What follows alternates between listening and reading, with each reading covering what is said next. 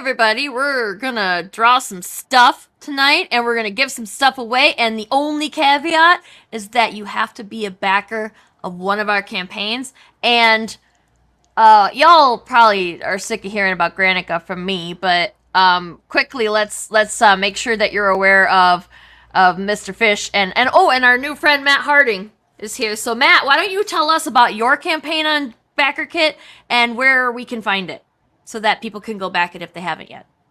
So mine's called Dr. Gravelight, and it's kind of like my version of like what a wizard would be like, like kind of like a Doctor Strange thing. But he's actually not in it very much. It's more about this team of people who've like stolen all of his stuff and are fighting monsters and stuff with it. Nice. Yeah, so it's kind of like BPRD, I guess, meets Doctor Strange, but darker. Cool. Yeah. So, do you have a short link for it, or do we just? Sure. I guess you would just go to if you just go to the Backer Kit, the Comixopia page. Mine's the little emblem with the guy with the little glowy eyeball. That works. Yeah, if you go to backerkit.com and you look at the left-hand side, there's a menu there, and you can just click Comictopia 2024, and it's listed under your name, so it's pretty easy to find. And that's how you can find all of our stuff, too, if you want to. Do whatever you want. I don't care. It's your life. It's your life, yeah. Fish, what's your comic and where can we find it?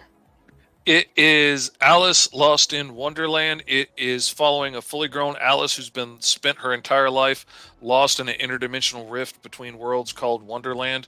And that's where all the public domain stories come crashing together as different alien worlds.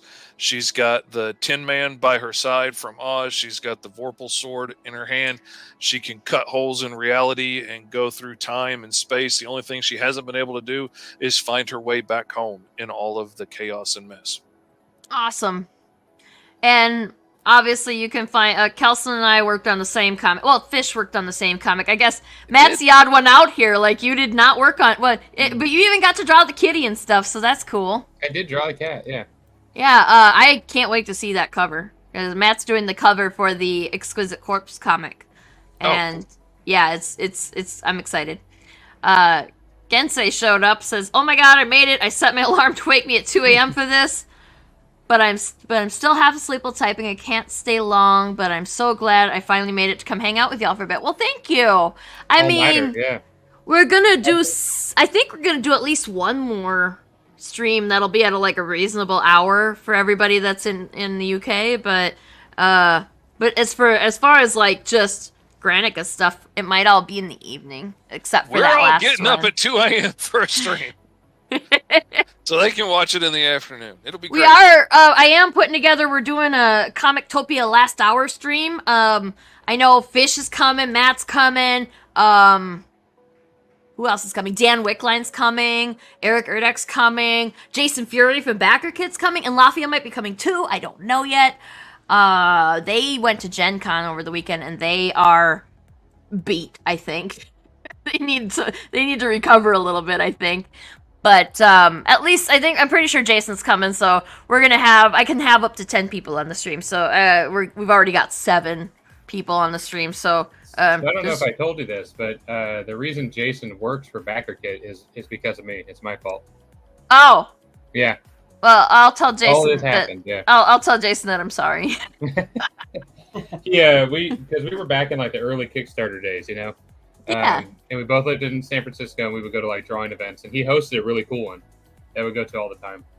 And he was asking me what's the best thing you can do with a Kickstarter? And I said, try Backer Kit. He went there to their office because it's in San Francisco, and I guess he was so impressed that he ended up applying for a job there, and the rest is history. Nice.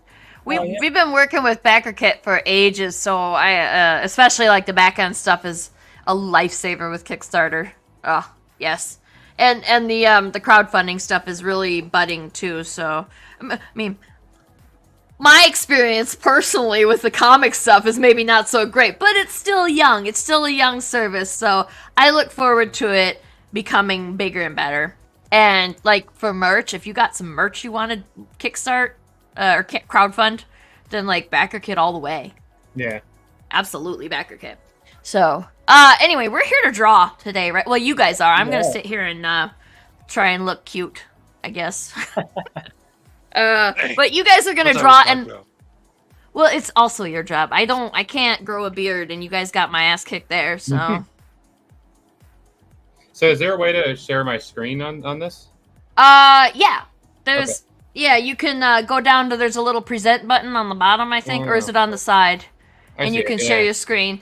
And I can only show one of y'all's screens at once on here, but It's fine. I last time I just alternated between everybody, so it's not a problem, and we can show off everybody's stuff alternately. I can just do a sketchbook thing too.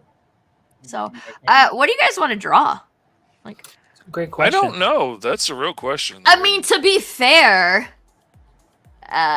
in a very unfair, biased way, our book, Kelson's and my book, is the one that's not funded. So, like, maybe we should draw some kitties, Oh, I like some that. like robot kitties, perhaps. That's a good idea. Oh, I got an idea. How about if you guys draw like your main character with our robot kitty? That sounds like fun. And then Kelson, you can do whatever you want with the kitty. Oh, that is our character. Oh, I love that idea. How would Alice feel about kitties? Is Alice a cat person? Alice doesn't like Cheshire very much. Though Well, he's Cheshire's in my kind book, of a dick. In in all my book, fairness. he's more of a demon, like ghost yokai thing and like half snake. But anyway, long story. But yeah, she doesn't like him very much. I don't know. I think as a kid she would have liked him. Now as an adult, I don't think so much because Fair. she spent her whole life on the run. So like you got to get used to having to take care of an animal is a big responsibility when you have to run at any given moment. Sure.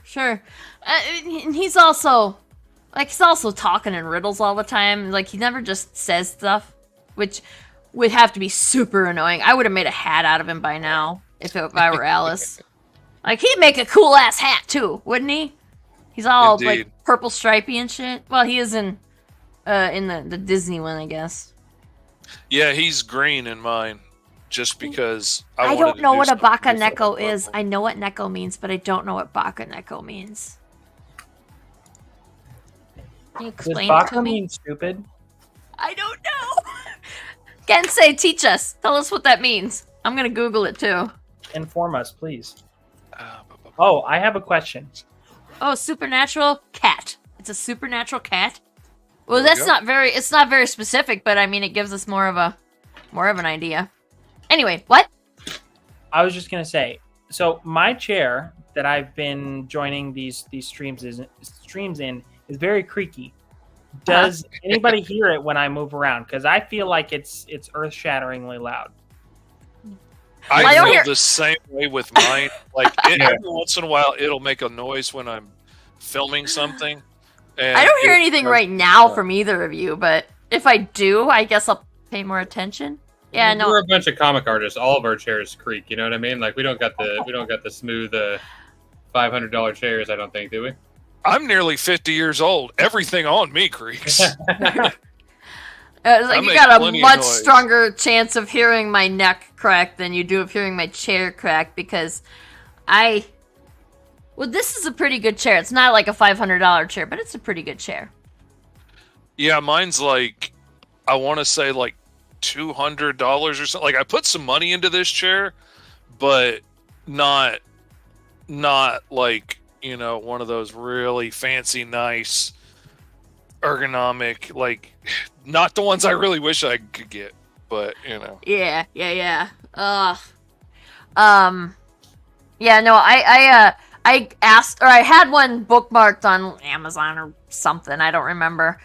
One wish list service, and it was one of the things that Jeffrey got me for my birthday or Christmas one year. So, and I remember it was at least $100, but I don't remember anything beyond that. What I do remember is I specifically was like, I need to get one that's rated for like 500 pounds, so that no matter how fat I get, I'll still be able to sit in it. one after my own heart, like playing for Because- the worst. My ass just keeps spreading, and eventually it's going to fill this whole chair. I know it. Also, I was just saying, Matt, I wanted to back because I'm looking.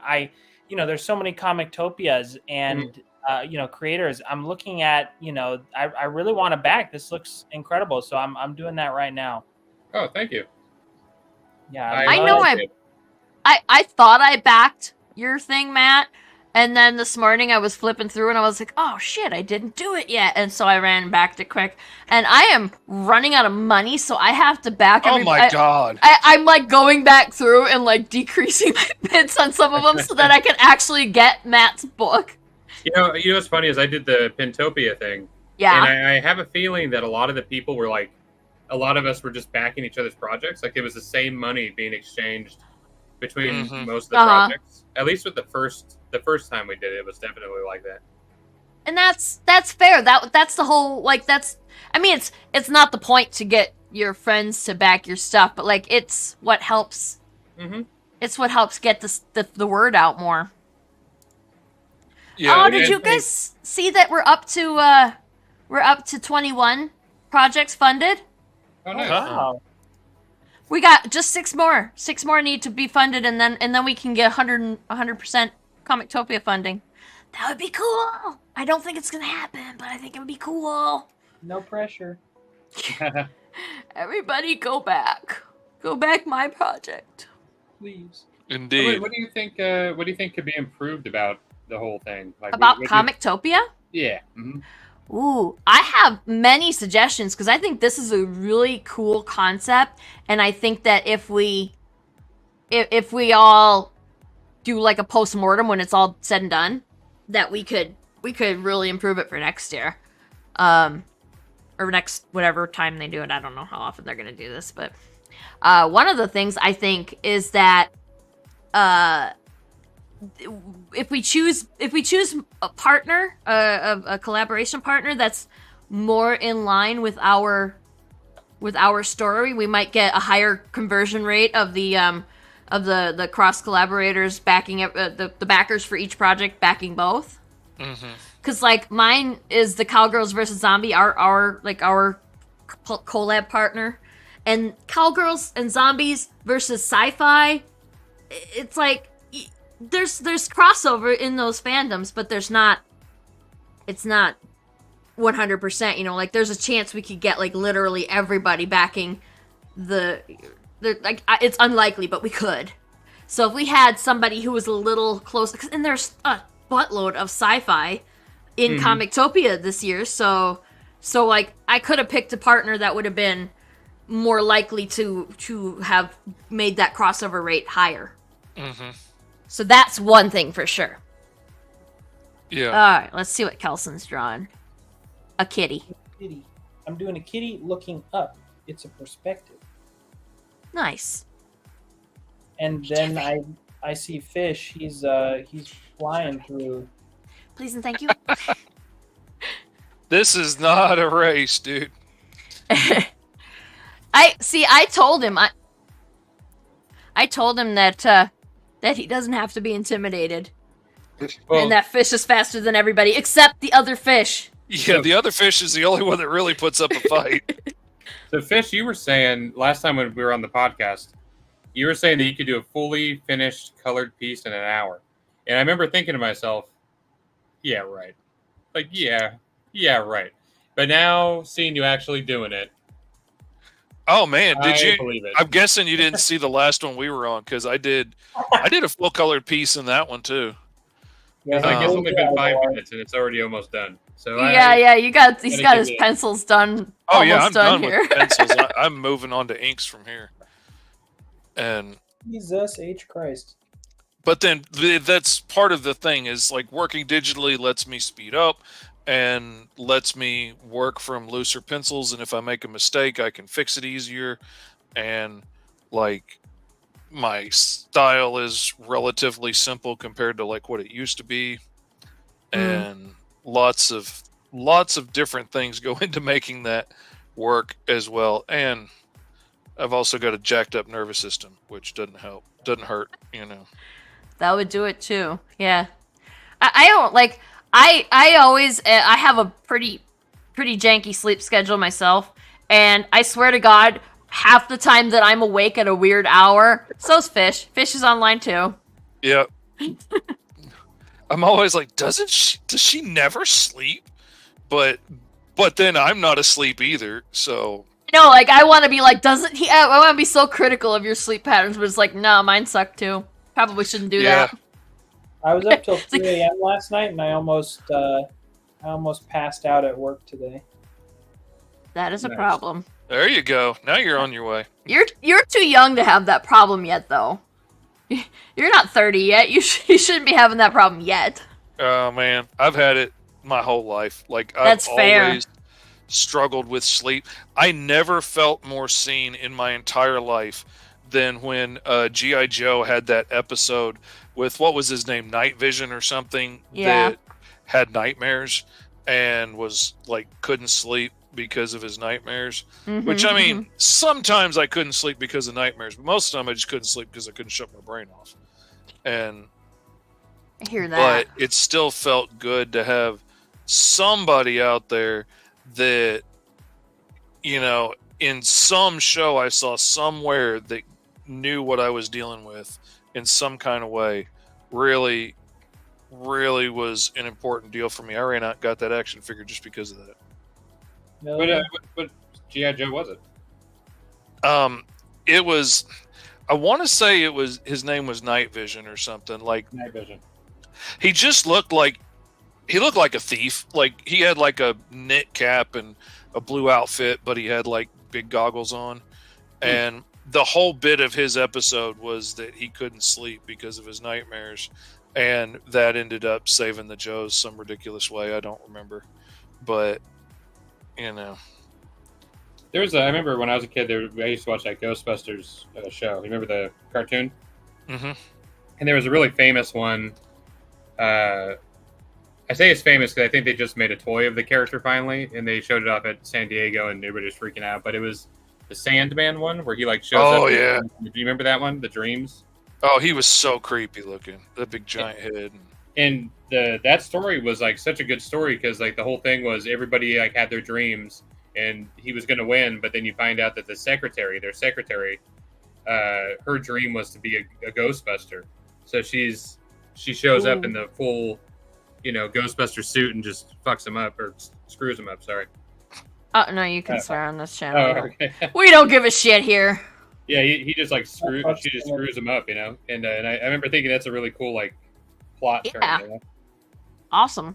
I think after that they kind of like let her go on missions and stuff, if I remember correctly. But in the cartoon, okay, I know I've seen the cartoon, but I didn't see all of them, and it was 20 years ago. So can you refresh my memory? Is Janine the secretary in the? Yeah. Okay. Yeah. Because I mean, obviously she's the secretary in the movies, but is she also in the cartoons? And Yes. Yeah. I thought I remembered it. Because her hair is more bigger and more. Oh, it's crazy in the cartoon. Yeah. It is. Yeah. It is So like it's Egon's, though. To be fair. pure, like 80s nonsense hair. It's beautiful. I love it. Nice.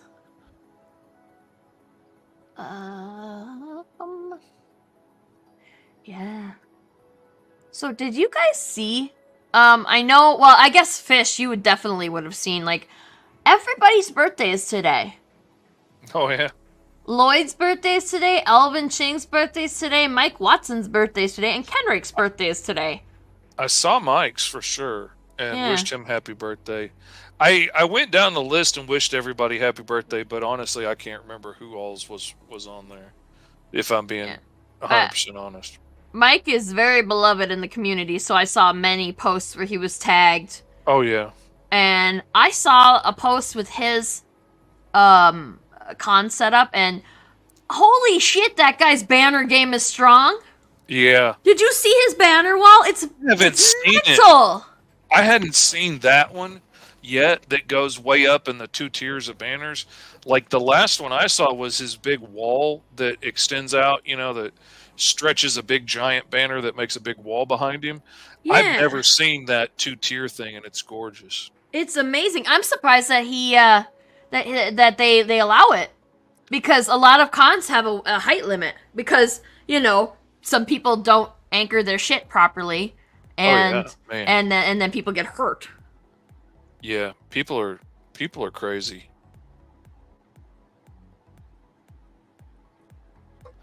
I'm loving that hand.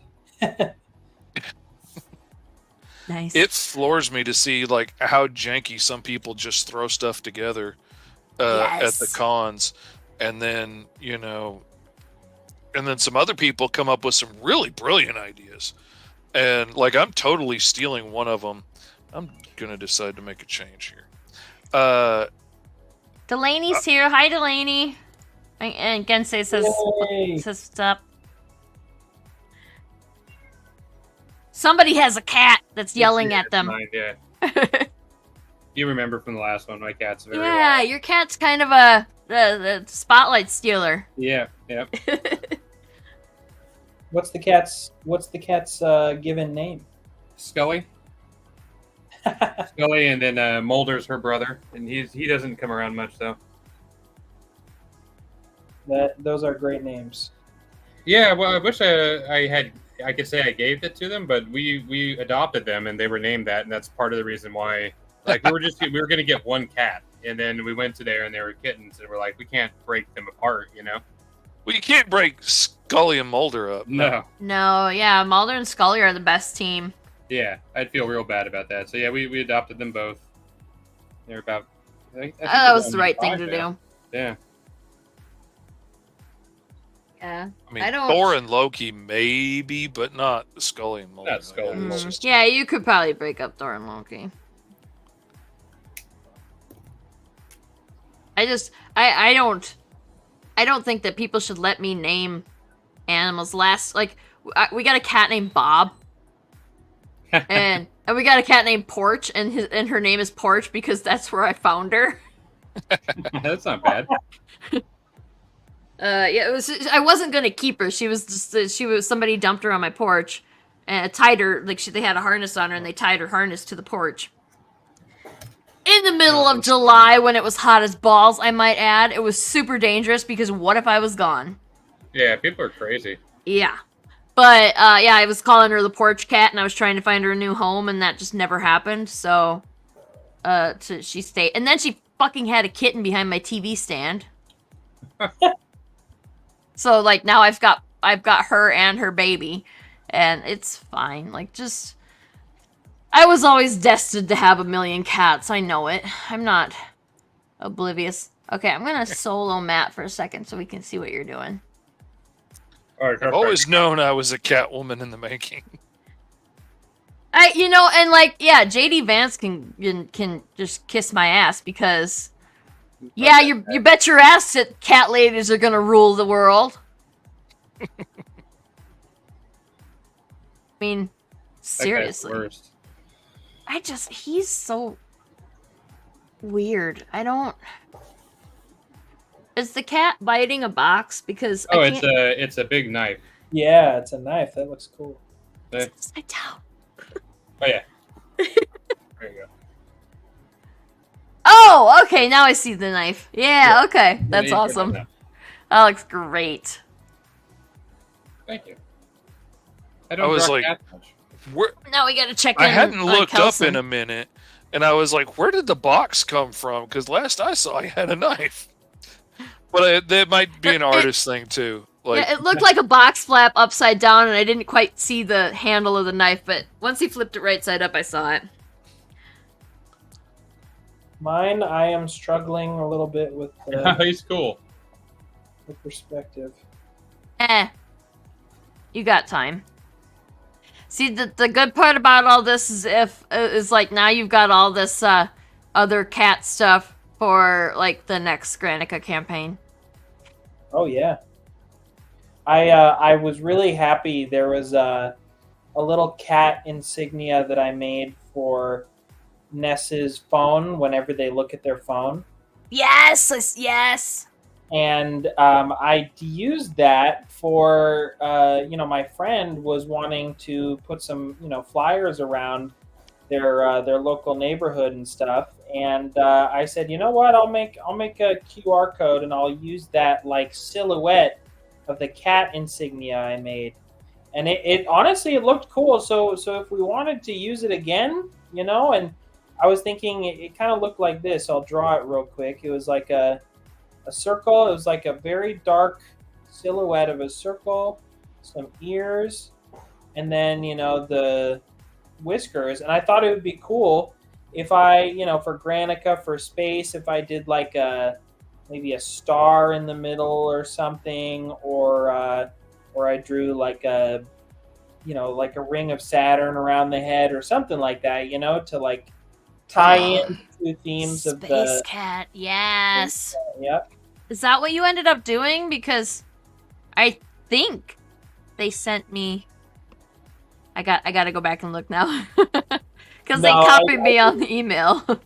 Yeah, I don't think they used that. I didn't give them one with the space stuff, but the cat silhouette is definitely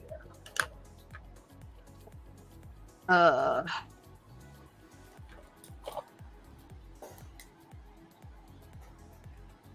I have a lot of emails.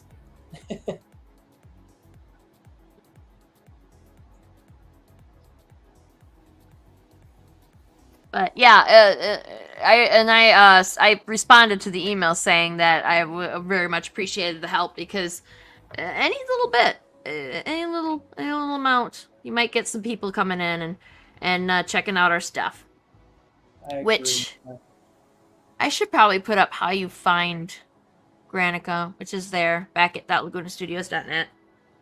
And while you're there, check out all the Comictopia projects, but be extra cool and check out the projects that haven't funded yet because there's only 6 now. And if we could get everybody funded, that'd be amazing. That would be awesome. And also, if we're gonna give away some of this art that's being created tonight, but you have to be a backer of Matt's project or Fish's project or Kelson and my project. Kelson's and my project. That's how I English good. Indeed. But you gotta be a backer. So do that, and then type hashtag free stuff in the comments. Hashtag free stuff. I'll get you. Where's my hashtag free stuff banner? Oh, there we are. It's because it says must be a Granica backer, but like you don't have to be just a Granica. Like I mean, I would like it. I would appreciate if you were a Granica backer, but you at least have to back one of our projects. So go, Mr. Fish. Yeah, like just back all of them. We all have tip jars. If you just back at the tip jar level, you can be entered in the drawing. That's good. That's good enough for me. That's good enough. I'm pretty sure we all have tip jars. So I didn't start with one, but then I made one. it's a good idea. There's a lot of people out there that want to support and give you that extra backer and that extra dollar and don't have a lot of money, so it's a good idea to do it. And Kickstarter has they just add that automatically, so I never thought about it before, but then when everybody started talking about it in the Comictopia chats, I was like, yes, that is an excellent idea. And then I put the cat in it, the cat that we used for the t-shirt design. Delaney says, I'm loving all these kitties. I like Alice's, she's like, what are you doing? This is a grouchy face. Is one robot not enough? Come on. And she's honestly probably a little bit jealous because, you don't want your only friend in the world to, start hanging out with somebody he's got more in common with than you. That's fair.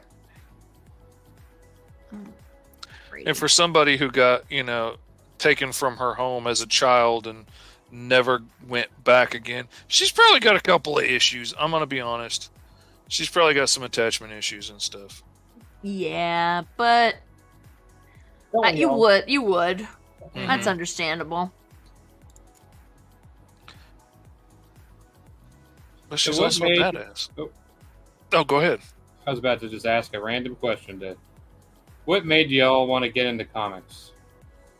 Oh, that's a good question. Lori dragged me into a single project, and then she pushed me into the pool at the deep end. So I never actually wanted to be into comics until after I was already in it. It was always since the first episode of Scooby and Scrappy Doo. I hate Scrappy, but I got to give him props for that one thing, because like their first episode was this comic book creator being haunted by his creation, the Blue Scarab, and he his superhero had turned evil and was committing crimes and was haunting him and stuff, and they had to come solve the case. And that was the first time I saw that you could make a living being a grown adult and drawing comic books and drawing the stuff I was already drawing all day, every day for fun. And I was like, oh, you can really do that? Like, I had seen that you could design wedding dresses and stuff on TV. I tried, I didn't like it. And I had seen that you could be a cartoonist, and I tried, but being funny on command is tough. And then when I saw that you could do superhero comics and that could be your job, and you could make a living and people could know who you were and whatnot. And I was done for after that. Nice. Gensei says I have to get back to sleep. Really glad to have been here today. Have a lovely rest of your day, everybody. Thank you for coming. Thank you. And coming and just like setting an alarm just to show up. That's cool. commitment. And I appreciate it. I've got one set for Four Tails, and then they keep moving the time. And now they move the day on me. Kyron! More like Danny. Danny's the one really causing the trouble. Damn it, Danny. So what got you into doing comics, man? My dad used to take us to conventions when I was a kid, me and my brothers. And I'm the one who kind of took to it more than anybody. And he would take us, and we would spend the entire time basically in the artist alleys, meeting the artists, rather than like going to like the toy stores and that kind of stuff that that were there. So I think I kind of got like a love for it then. And so Nice. like even to this day, that's one of my favorite parts about comics, is like sharing with the community or being part of the community, and like going to conventions, doing this, like what we're doing right now. Is like kind of a big motivational thing for me. And so I think ever since then, because the very first one we went to was WonderCon back in San Francisco. Like, actually, it was in Oakland at the time, at a hotel. It was like a really small little hotel one. Are you all East Coast? You're all East Coast, right? I am in Central Time. No, Kelson's on the West Coast. I'm on West Coast. And we're in Central Time. Fish and I are in Central Time. Gotcha. Yeah. Where West Coast are you? I just when we answer the question, and then Kelson can say how he got into comics, and then Delaney has a question from the chat. So. Okay. Oh, sure. I'm from kind of LA area, outskirts. So a little outside LA County. I'm in Thousand Oaks. Okay, yeah, Thousand Oaks. Are you Cool. West Coast? Yeah. I mean, I grew up in the Bay Area, or San Francisco Bay Area. I'm up in Portland now, but I have family in LA, so I go there quite a bit. Oh, cool. Yeah, I work in LA, so I gotta drive in the fucking traffic every day. But yeah, people don't understand how bad traffic really is in LA and San Francisco. oh, it's true. I've experienced traffic in Minneapolis, and that was enough for me. I don't ever like. Fish, you can back me up on this. You grow up in a small area, and then anywhere that you go that has even slightly bad traffic, and you're just like, I'm ready to kill somebody. Like, I understand road rage completely because of going to Minneapolis and Chicago and stuff. Oh, it's the worst. Yeah, I just got back from Nashville not long ago from a con, and I don't ever want to go back to Tennessee again after that. Like, the people drove so badly. And, like, I literally saw, like, 3 people get driven off the road. One of them nearly crashed into us because he went like across the entire like big divided highway median, nearly hit the oncoming traffic, turned, came skidding back into our lane, and I had to hit the brakes in the middle of the highway with Jeez. doing like 75. I had to hit the brakes to keep from him smashing into me, and because somebody just drove him off the road. And Jeez. yeah, it was rough, and that we saw that kind of stuff multiple times. How do you switch this crap? There we go. Now we can see Matt's stuff. That's so cool. That sounds awful, and that's not even close to the traffic that Oh yeah, LA has for sure. I know it. I don't need to experience it to know that it's horrible. Delaney asked a question. She said, "Is everyone here a lefty? You're all so creative, so I was curious." Ooh. I'm a lefty. Elsa, are you a lefty? I sure am. Wow, I didn't know that I knew so many people without souls. Well, at least I'm not ginger. That's fair. That's fair. My dad's a lefty. I'm slightly ambidextrous, but I cannot write. I can write some stuff with my hand. I certainly cannot draw. And I'm not very good at drawing to begin with, so this whole drawing on camera would be way too stressful for me, so that's why I can't. Oh no. Big Red Musy cries in ginger. Oh, that is an extremely ginger beard there too.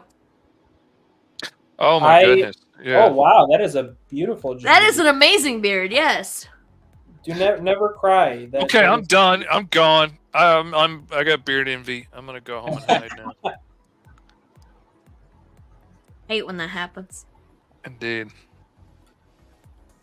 And I actually don't know. I mean, Ryan's kind of ginger, but he's a very washed out ginger. His hair, you wouldn't know if you didn't know him like 15 years ago. You wouldn't know his hair was ginger. He seems more blonde now. Maybe it's because he's getting old and his hair's actually going gray. No. It's been a while since I've seen him up close, so. That's the thing. All my ginger friends are like gray now, so you can't really tell. Yeah, that's. Does that mean the soul comes back then? I've always thought he had a soul, but I'm easy, I guess.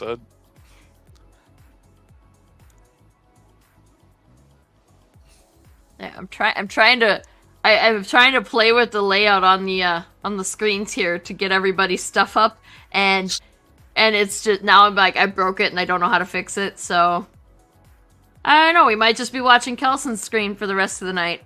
We'll see. They added in all those new features and stuff, and it's really confusing now. Oh no, that was Restream. This isn't Restream, is it? No, this is StreamYard. But same thing. Like, they are adding a bunch of new features, and every time I log on, I swear there's something different. Mm-hmm.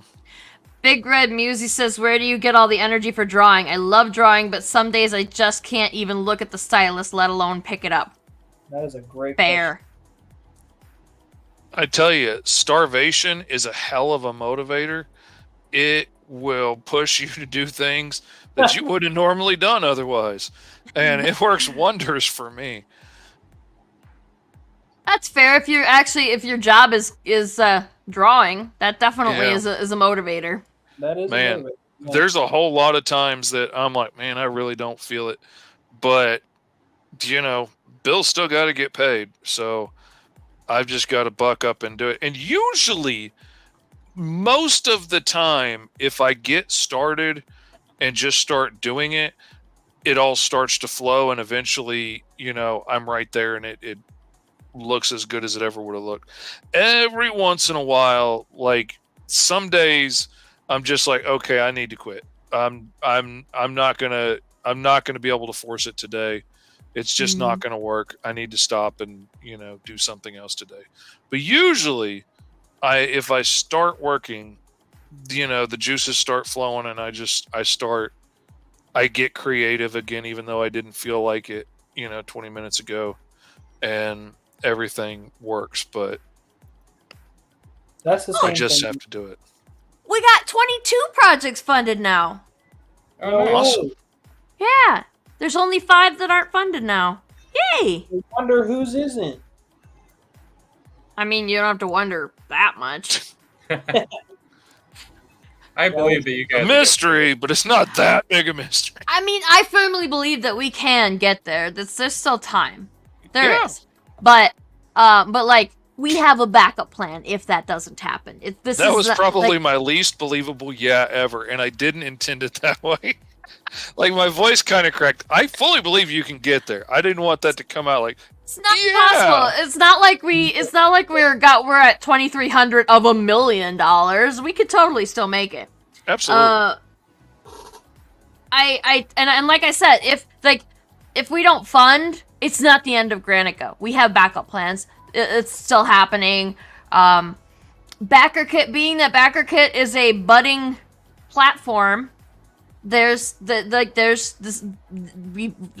gonna learn from this, and we're gonna fix some stuff, and for Granica specifically, we're probably not gonna relaunch it on BackerKit anytime soon, but like, we're gonna learn for like the future projects that we decide to run on BackerKit, and we'll put BackerKit somewhere else. So, like, if you backed and we end up not funding, it's okay. You'll get an email. We'll let you know what we're doing next. Because I know that we have a lot of people who normally would love this story that don't seem to know that it exists right now, because BackerKit just isn't getting the reach, and I feel like that's as much our fault as it is. Like, it's not BackerKit's fault, because how do they reach our fans without we have to do something, right? And we didn't finish answering the question of what we could do to improve Comictopia either, so we should talk about that some more too. But before we do that, do you guys want to wait and take a moment to let Fish make you feel bad about yourself again? Because I'm gonna put his picture up on the screen again. Okay. Oh, what the fuck?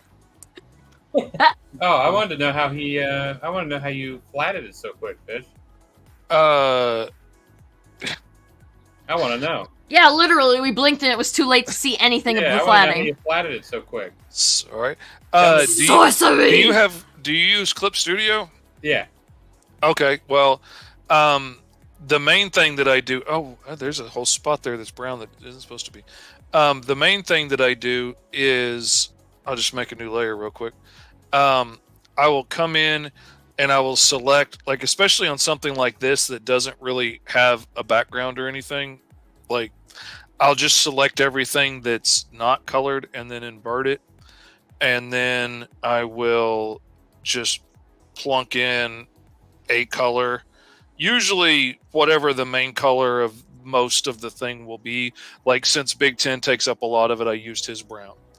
And so after I have all of that plunked in with color, then I lock the transparency layer, and so I can't paint outside of that area anymore. And then I'll just start knocking off chunks of color. Like, I might get all of her hair there in one piece and then come back in and start cutting in some of her skin.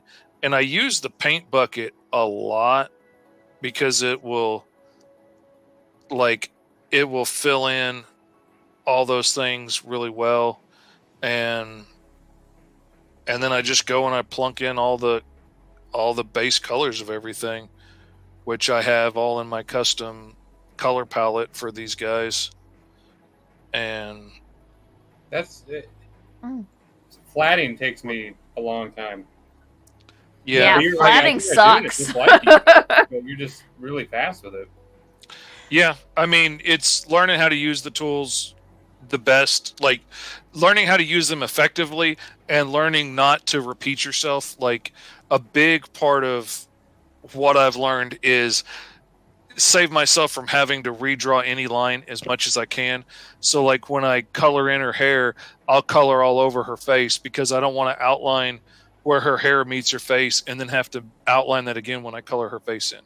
So Yeah. I'll just block it all in with hair color and then cut her face in where I need it, and work in layers like that and use the paint bucket fill tool when I can.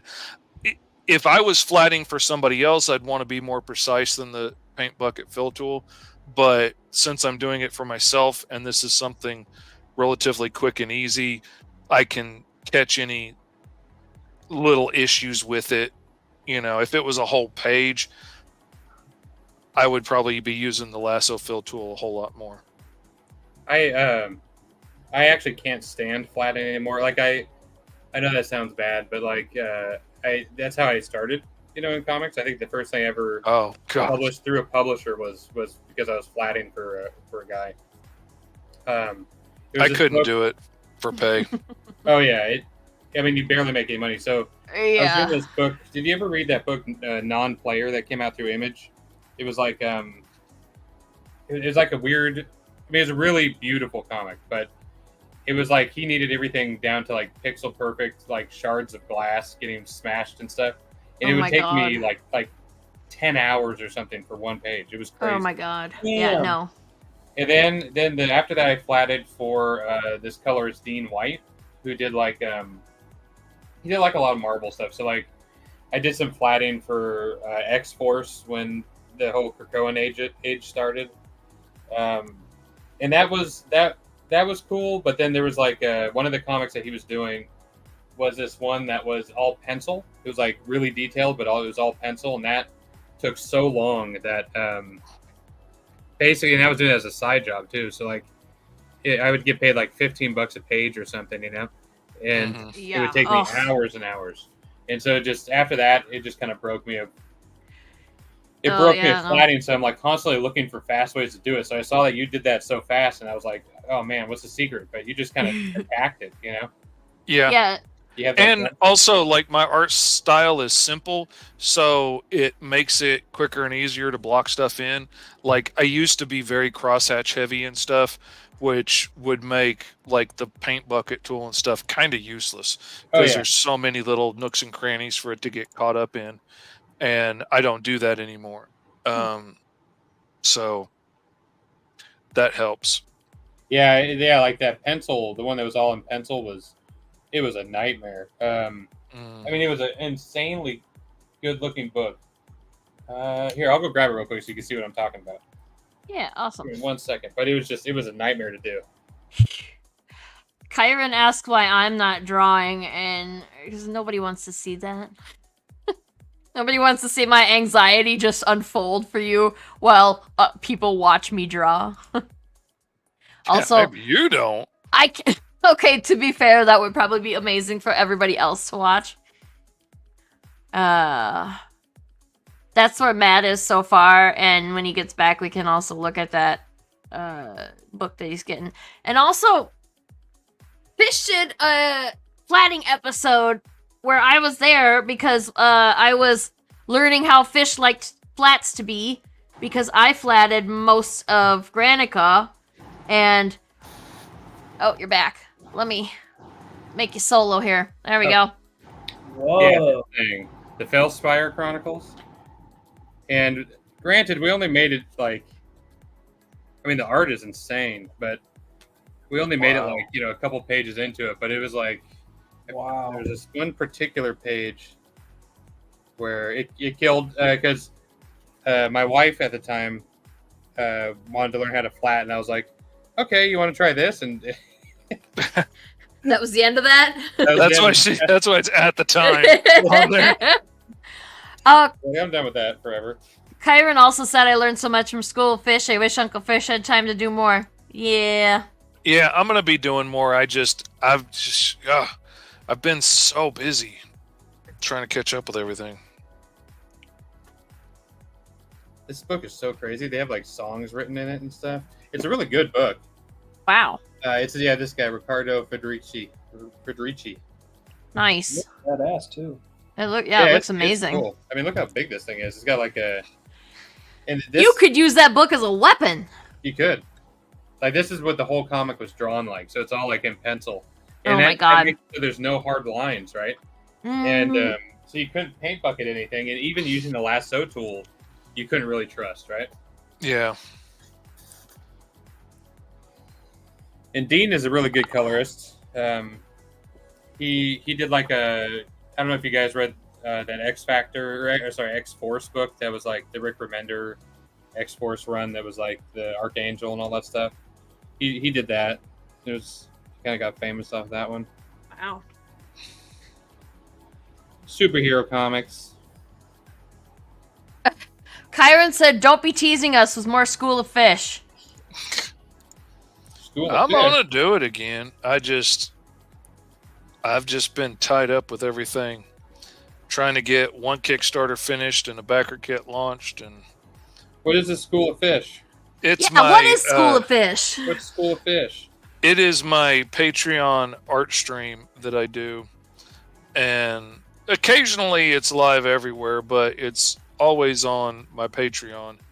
And I just go over different things, like usually whatever project I'm working on at the time, and will answer questions and get completely derailed by people like Kyron when they, start arguments about daylight savings time.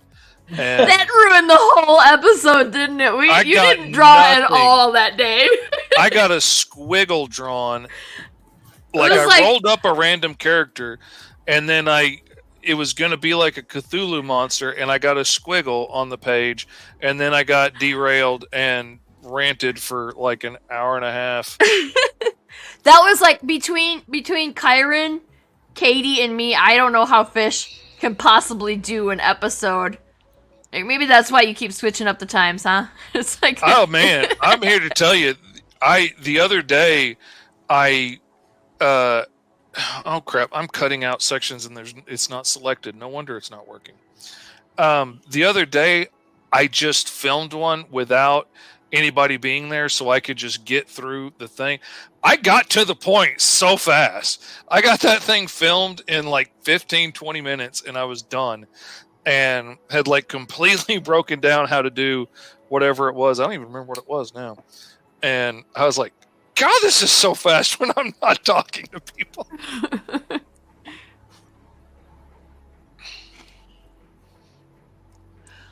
Though it also takes out a lot of the fun. I like it. Yeah, I wish I could take credit for it, but somebody spit it out. I was trying to come up with the idea for the name, and I was talking about it in the Agents of Geekdom network, and somebody spit it out, and I was like, everybody's like, "Yeah, that's what you got to do." And I was, you know what that is? It is pretty clever. Yeah, it was a collaborative decision, wasn't it? Yeah. Well, it's interesting, like you guys are talking about like people in the industry and stuff, and I have not peeked my head into this corner of the world until now. So it's really interesting meeting all of you and learning about your stuff, Mm-hmm. Oh, I feel you. Like I kind of feel the same way when I meet people from the mainstream, because like it's never really been what I was interested in. Like I always wanted to grow up to do indie comics, and because that's where all the weird, cool stuff happened. Yeah. And there were so many kids that like wanted to draw Spider-Man. I was like, okay, y'all can have that. I want to do my own stuff, and I want to do weird stuff like the Ninja Turtles and Judge Dredd and all this cool black and white stuff. And then the whole world changed, and I had to learn how to color because even indie comics turned color, and I was so disappointed. I worked my whole life studying, grayscale and zipatone and all that stuff, and then it was useless all of a sudden. Not that it's useless. I still use it sometimes, and I still love it. But, I don't get to do my comics that way because nobody wants to buy black and white comics. I mean, I kind of feel like that's actually kind of starting to change a little bit. Like, I think Walking Dead did a big number to, in its credit. But I think now, like, I'm seeing more and more black and white comics, especially kind of like in Kickstarter and stuff. Like there's that Conan book that just came out that's really good. That's like magazine format. Have you seen that thing? Mm-hmm. It's all black and white. But that's pretty traditional for the magazine size Conan right. too, though. I mean, like they've always been. So that's like on brand. I love it. Yeah, I love it though. I used to study that so much because I like Conan, but I couldn't get lost in Conan the way I would get lost in like X-Men or Spider-Man, because the having to translate what he was saying in my head took so much exercise, so much effort. I couldn't just get lost and be like, oh crap, I'm at the end of the book when I went in to study, lion weight, or I went in to study how to draw horses, and so I loved Conan for that, and I bought a whole bunch of them just for the artwork, so I wouldn't get lost reading them. And eventually, I read them all, but it wasn't as easy a read for me as it was Spider-Man or X-Men. Yeah, totally. And it's the same reason I never really got into Thor. Kyron said he'd buy a black and white Caw. FYI. Well, where were you on the first T-Man? Actually, the first T-Man is probably one of my most successful books. It did really well. And it was black and white. I sold 400 copies in 6 months without trying. But it was also aimed at a niche market of kids with Tourette syndrome. And so their parents were, quick to buy up anything positive representation for their kids. So kind of like shooting fish in a barrel.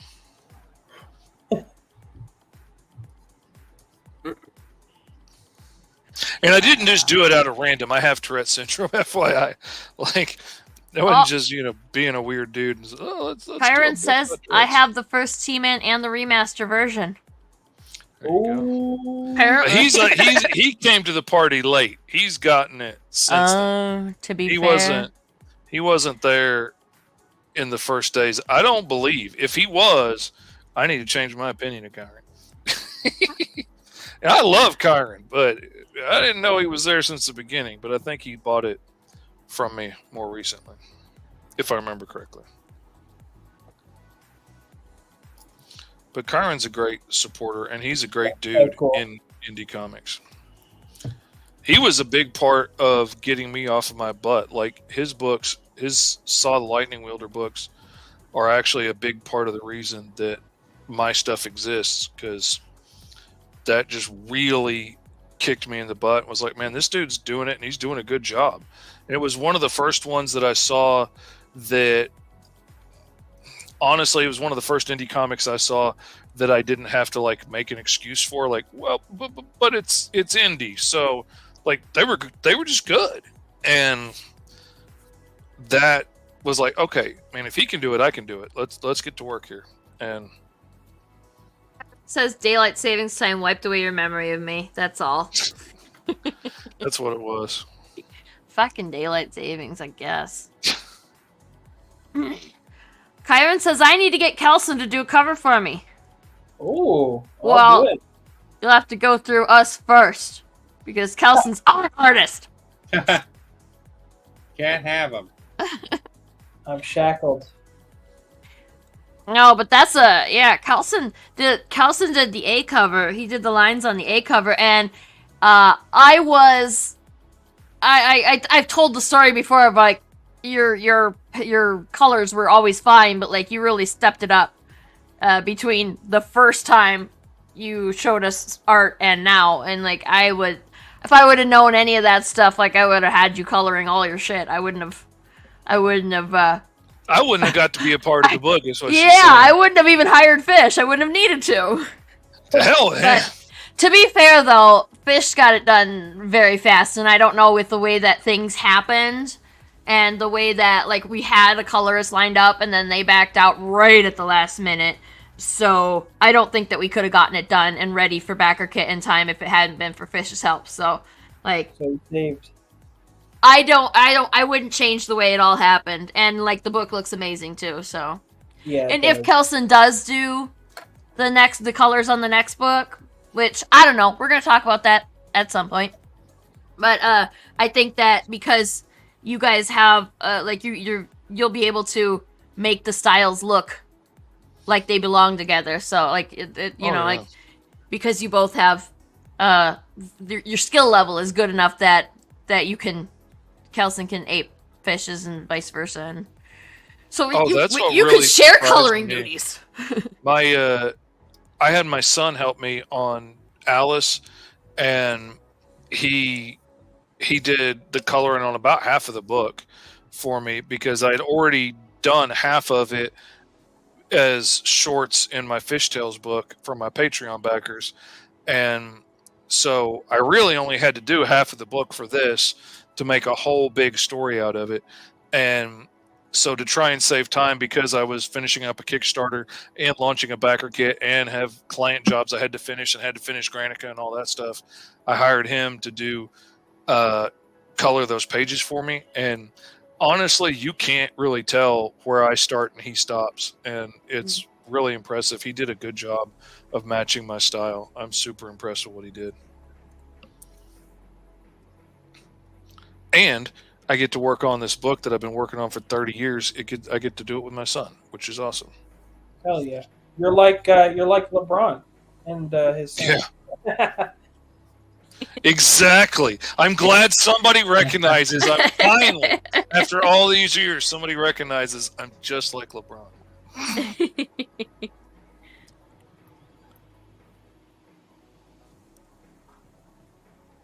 Wow, I'm back looking at the Comictopia homepage, and it's really cool how many. I was not sure what to expect, because we'd never done a comic, like Backer Kit's never done a Comictopia before, so I wasn't sure what to expect on it.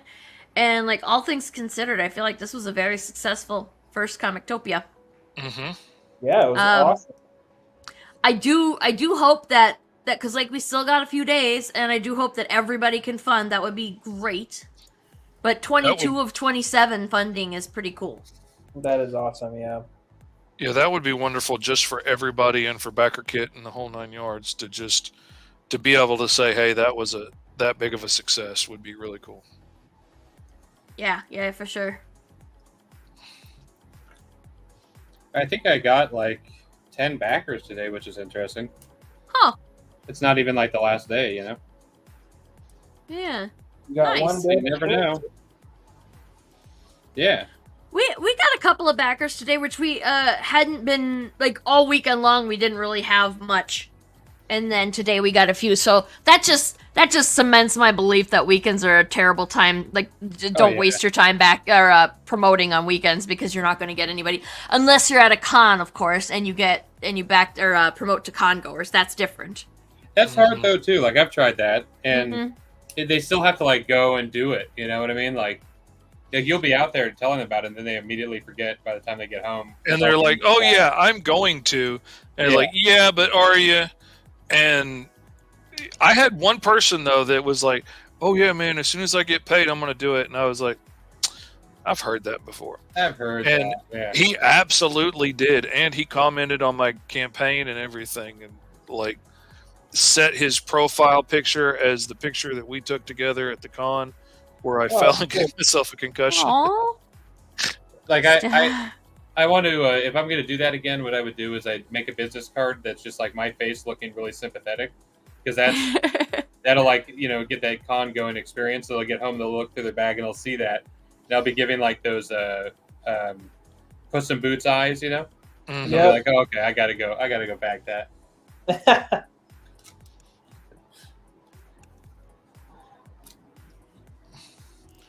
All right, let's see what that does.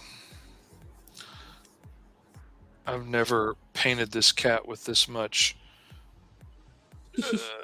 shadow and stuff before, so I don't really know what I'm doing. He's always been pretty much just flat colored. I mean, not flat, but I haven't added all the highlights and shadows to him before, but it's not bad. It didn't come out bad. Now I have no idea what I'm going to do for a background.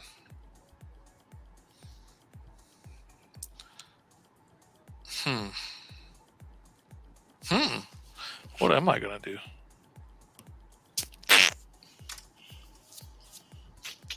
Under the shade of a beautiful oak tree. That's the thing. Like, I've got a really beautiful tree and like a really beautiful scene, but Alice and Big Ten are in it. So I can't just like throw that behind. Let's see. Oh, Kyron. Oh, thank you for reminding me. Yeah, we should. I should mention that I'm guest hosting SketchUp with Mog and Mel, and Fish is gonna be there, and Kelson's gonna be there, and Matt. I would have invited you as well. Maybe it's not too late. I would have invited you to come too because but I didn't actually know you when I set this stuff up. We just met. But yeah, like I'm guest hosting SketchUp, and I think, and Kelson's gonna be there. So Katie's coming, D Fish is coming. So Kelson, you'll actually get to see firsthand this whole look at how fast the fishes are, and look at how you can like see in real time how D is ever so slightly faster. We can make you feel bad in stereo. So excited. Yeah, it's a fun, and Kyron. So Kyron and Mike Watson, Kyron's coming, Katie's coming, Dee's coming, Fish is coming, Kelson's coming. That might be everybody because I know Jesus that. Is coming. What? I missed it. I'm gonna be there, but only as the host, so I just get to do more of this, where I just needle everybody, and see if I can single-handedly take down Mog and Mel's show. I guess it's their fault for trusting me, really. Really, they shouldn't have done that. That was. I know you would think they would have realized by now. If Mog hasn't tanked that show with some of her craziness yet, she asks some of the most off-the-wall questions sometimes, and it just tickles me to no end. Some of the stuff that she asks. Apparently, if you and Mel haven't tanked it with your bromance, then nothing can, right? That's what I heard. Oh yeah, Mel's awesome, man. I wish I had a Mel of my own to keep me in line and keep me working and not so distracted. Man, I waste so much time trying to keep up with what I'm supposed to be doing. What the heck? Up and all of a sudden there's a crazy background in your. No, don't look. I'm pretty sure he cheated on that. Oh, I'm absolutely cheating, 100%. Wait, I want to see that. I'm taking a background scene out of, and see, that's got Big Ten and Alice there in the foreground. But I was like, what? How? There's no way. Yeah. Oh, I'm absolutely making short work of it and making it as easy as I can on myself. Aaron asked if he's still invited. Like, obviously.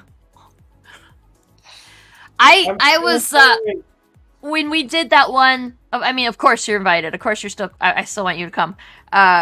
We did that one, and I can't remember what were we promoting. Dee's book. I don't remember. It was back in like May or something. Oh yeah, and Kyron got sold better. All of his stuff got bid on. That's the thing I like about Mog and Mel's show is we do live art on the show, and then people bid on it, and we send it out to them, and like they pay us after the show, and we ship it out to them. I just shipped out a comic book this morning, sketch cover that I did on the show last Thursday, and it's just a great way to hang out, make friends, meet new artists and stuff that you haven't met yet, and make a couple bucks in the process. And Kyron was all like, I don't want to go on there with you and D and do. And he got higher bids on his stuff than anybody else did. I did. Everybody's stuff was really pretty on there.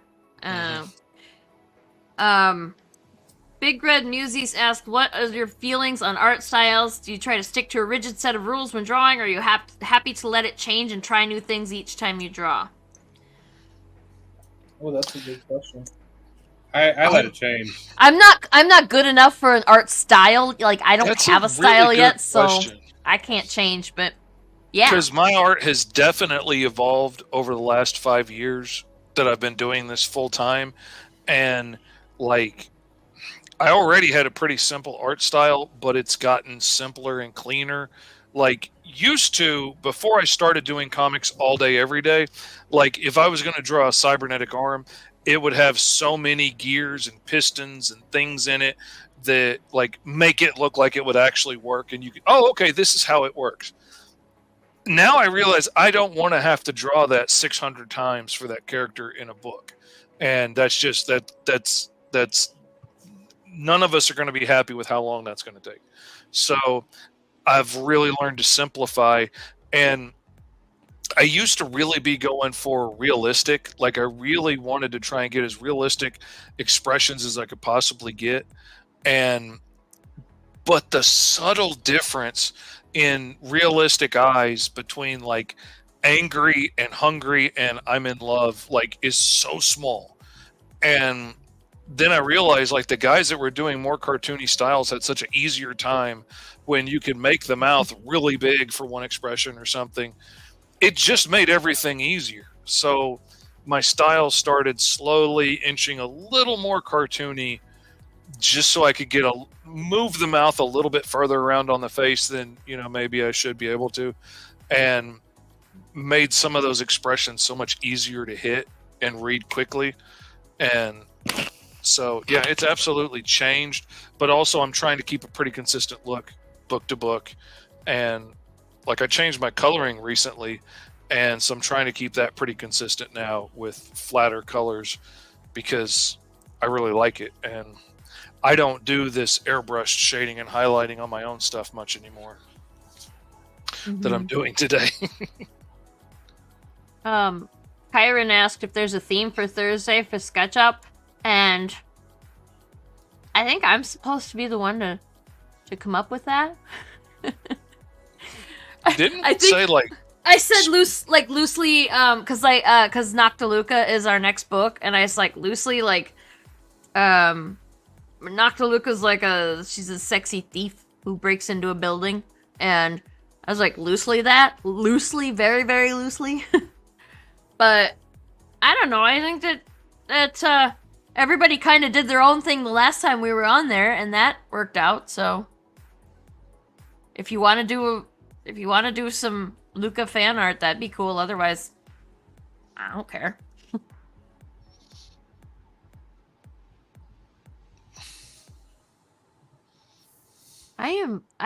For one hot moment, I had this set so that we could still see everybody's faces while I had Matt's screen embiggened, and now I can't figure out how the hell I did it. Oh wait, I just did it. No touchy. No touchy.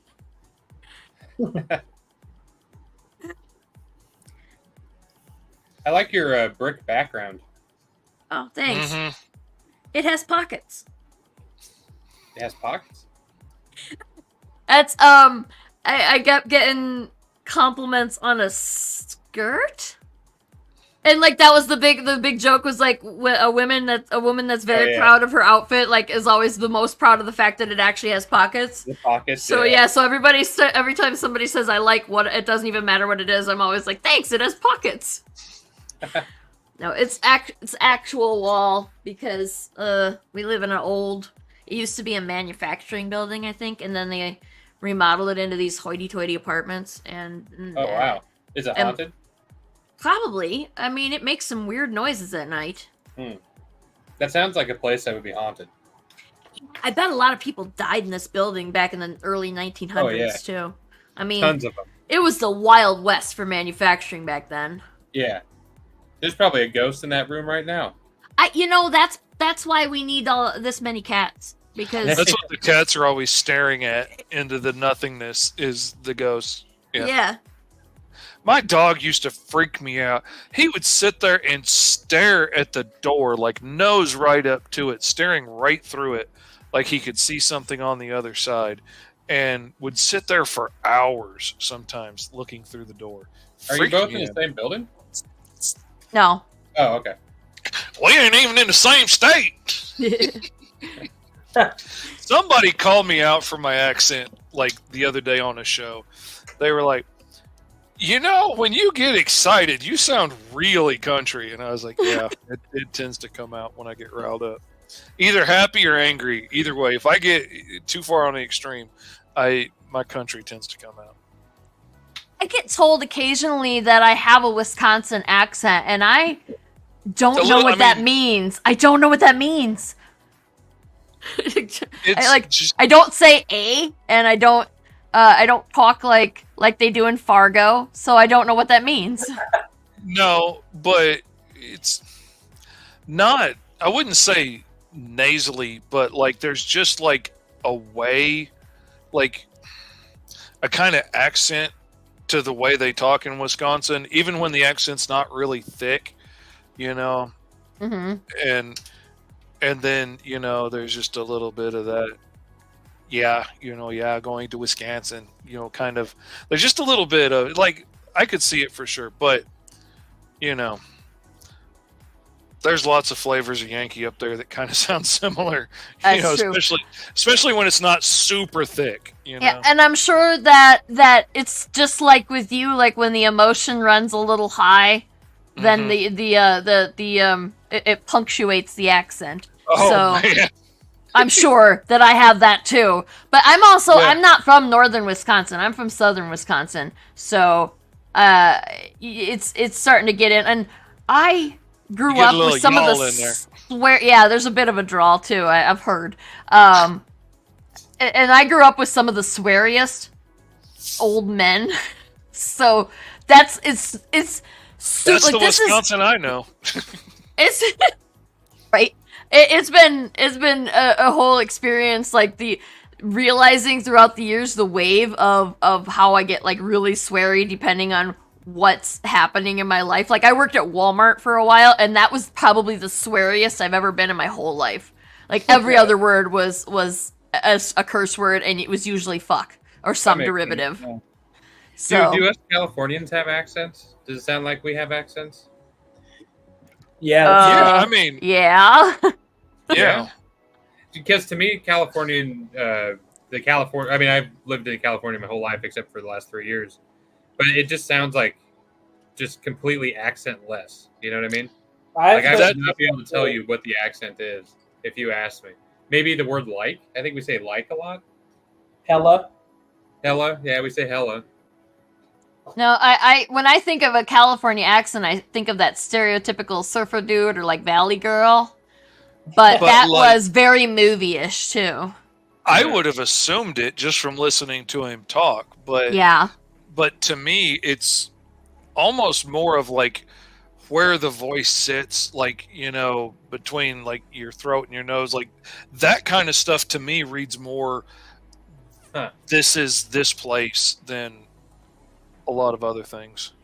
Kyron says Californians have accent depending on which part of California you live in. Yeah.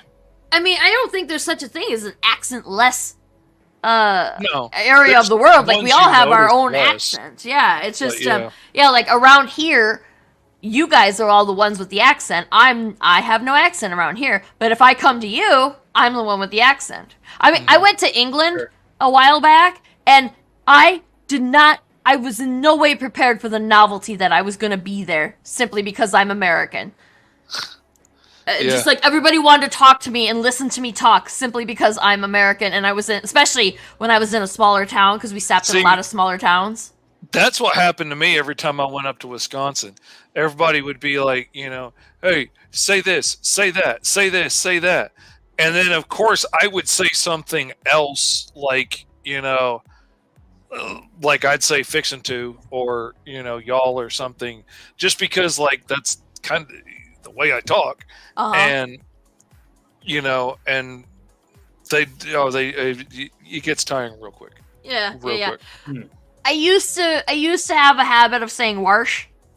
My grandma said "warsh." She warshed things, and I had to train myself out of that. But I can still hear it when I say the word "wash." I can still hear that little hint of that R, and I'm fine with it now. But oh my god, back when I was younger, it was the worst.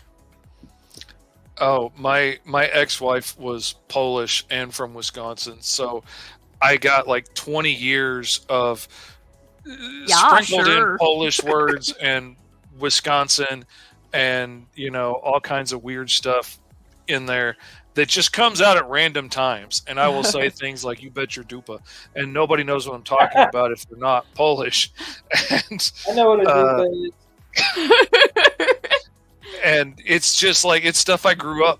I mean, it's my whole life we've been saying it practically. And Big Red Musey says, to be honest, as a Scottish guy, unless you're from Texas or Boston, they all sound pretty alike, which is fair.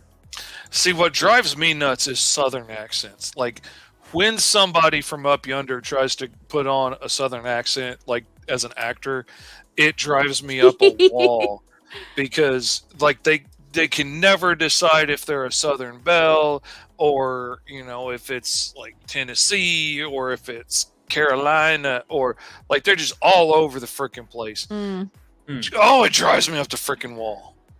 So bad.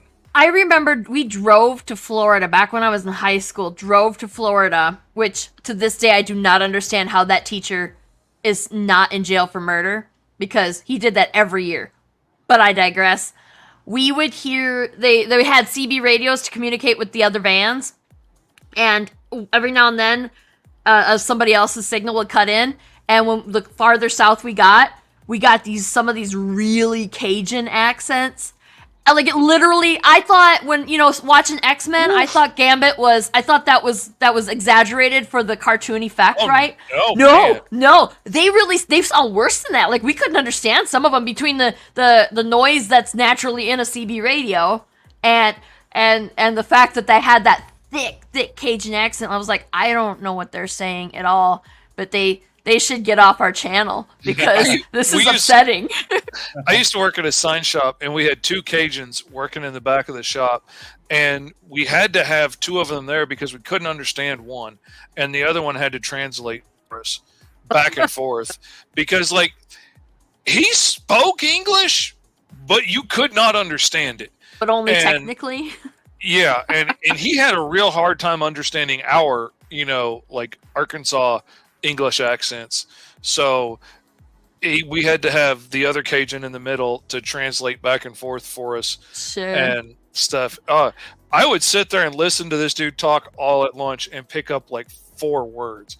And like, I had 3 years of French, but I cannot make out half of what this dude's saying, because, you know, it's got such a guttural slur. Like, it's evolved over time and has its own accents and inflections and stuff, and you know, it is. Yeah. Kyron said Big Red needs to hear someone from New Orleans talk, which, yeah, like we were saying. And I know there was, so being from a small town and not having a lot of outside experience, when I went to the UK, I went like from all the way from London all the way up to Whitby, which there was a variety of accents. And there were points at which I needed my friend to translate for me, because while they were speaking English, I could not understand them because their accent was so thick. And it started off just with, I was so embarrassed that I giggled my ass off, and I was like, I'm sorry, I'm not laughing at you. I'm embarrassed because I can't understand you. And that was like how I was coping with it.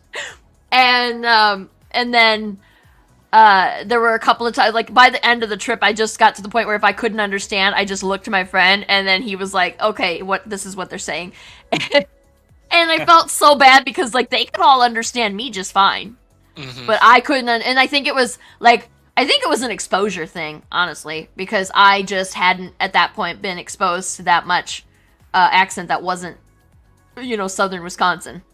Well, and the thing that gets me sometimes, like, I watch a lot of BBC, and occasionally there will be a show on or something that I just really seem to struggle to understand what they're saying. Mm-hmm. But I realize usually it's because they're using a lot of reference and stuff to things that make total sense to them that we don't get here. Like, you know, Kyron's heading out to watch wrestling. Have fun. Bye.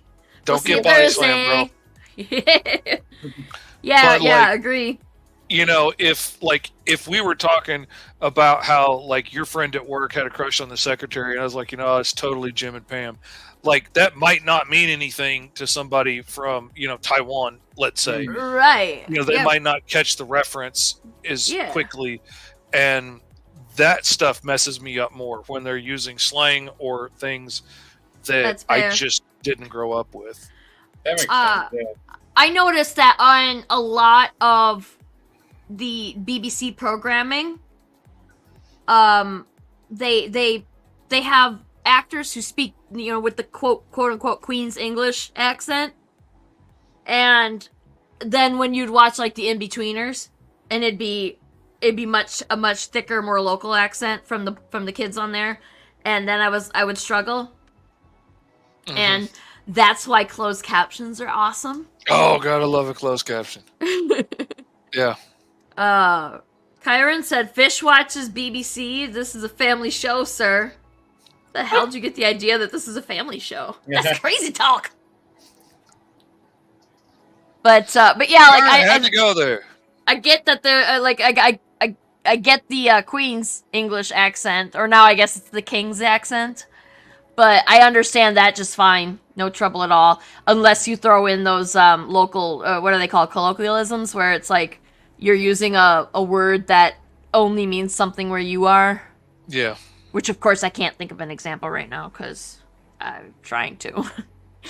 Well, like I was saying on the other show when they were laughing at my language, that like around here, yonder and yunder have two very different meanings, and that might only really work around here. But around here, like yonder is a great distance away, like over the hill, past the trees, over yonder.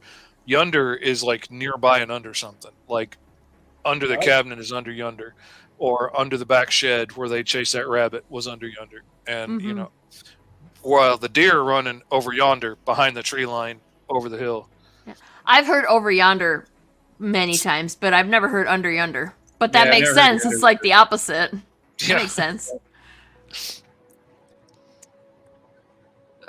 Yeah. And I didn't even really think about it until somebody said it wrong when they were like imitating my accent, and they're like, "I'm gonna go over yonder," and I was like, "No, you ain't. You might go over yonder, but you ain't gonna go over yonder." And is everybody already finished? Am I the last one? No. Hey, maybe. Matt, are you done now, Matt? I was just going back to yours there. I'll probably put some blue in there. Nice. So Matt's not done you yet. should, sir. I'm gonna put the blue in there. It looks cool. I'm digging I love this kitty. That is awesome.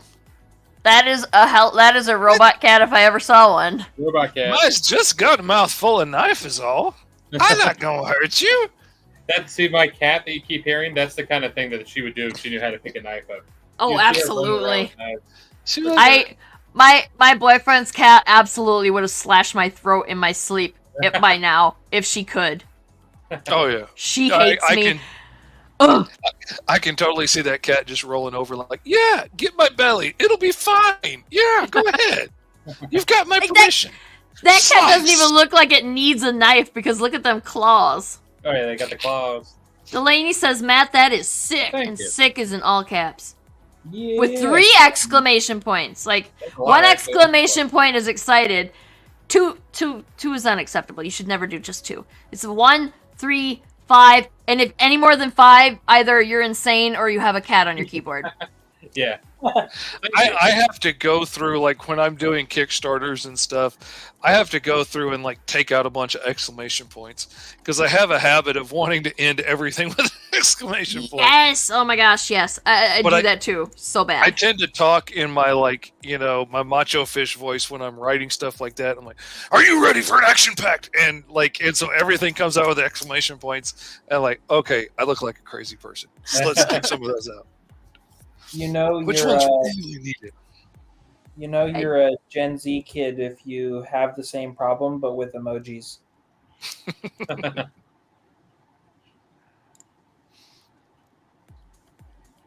Excuse me.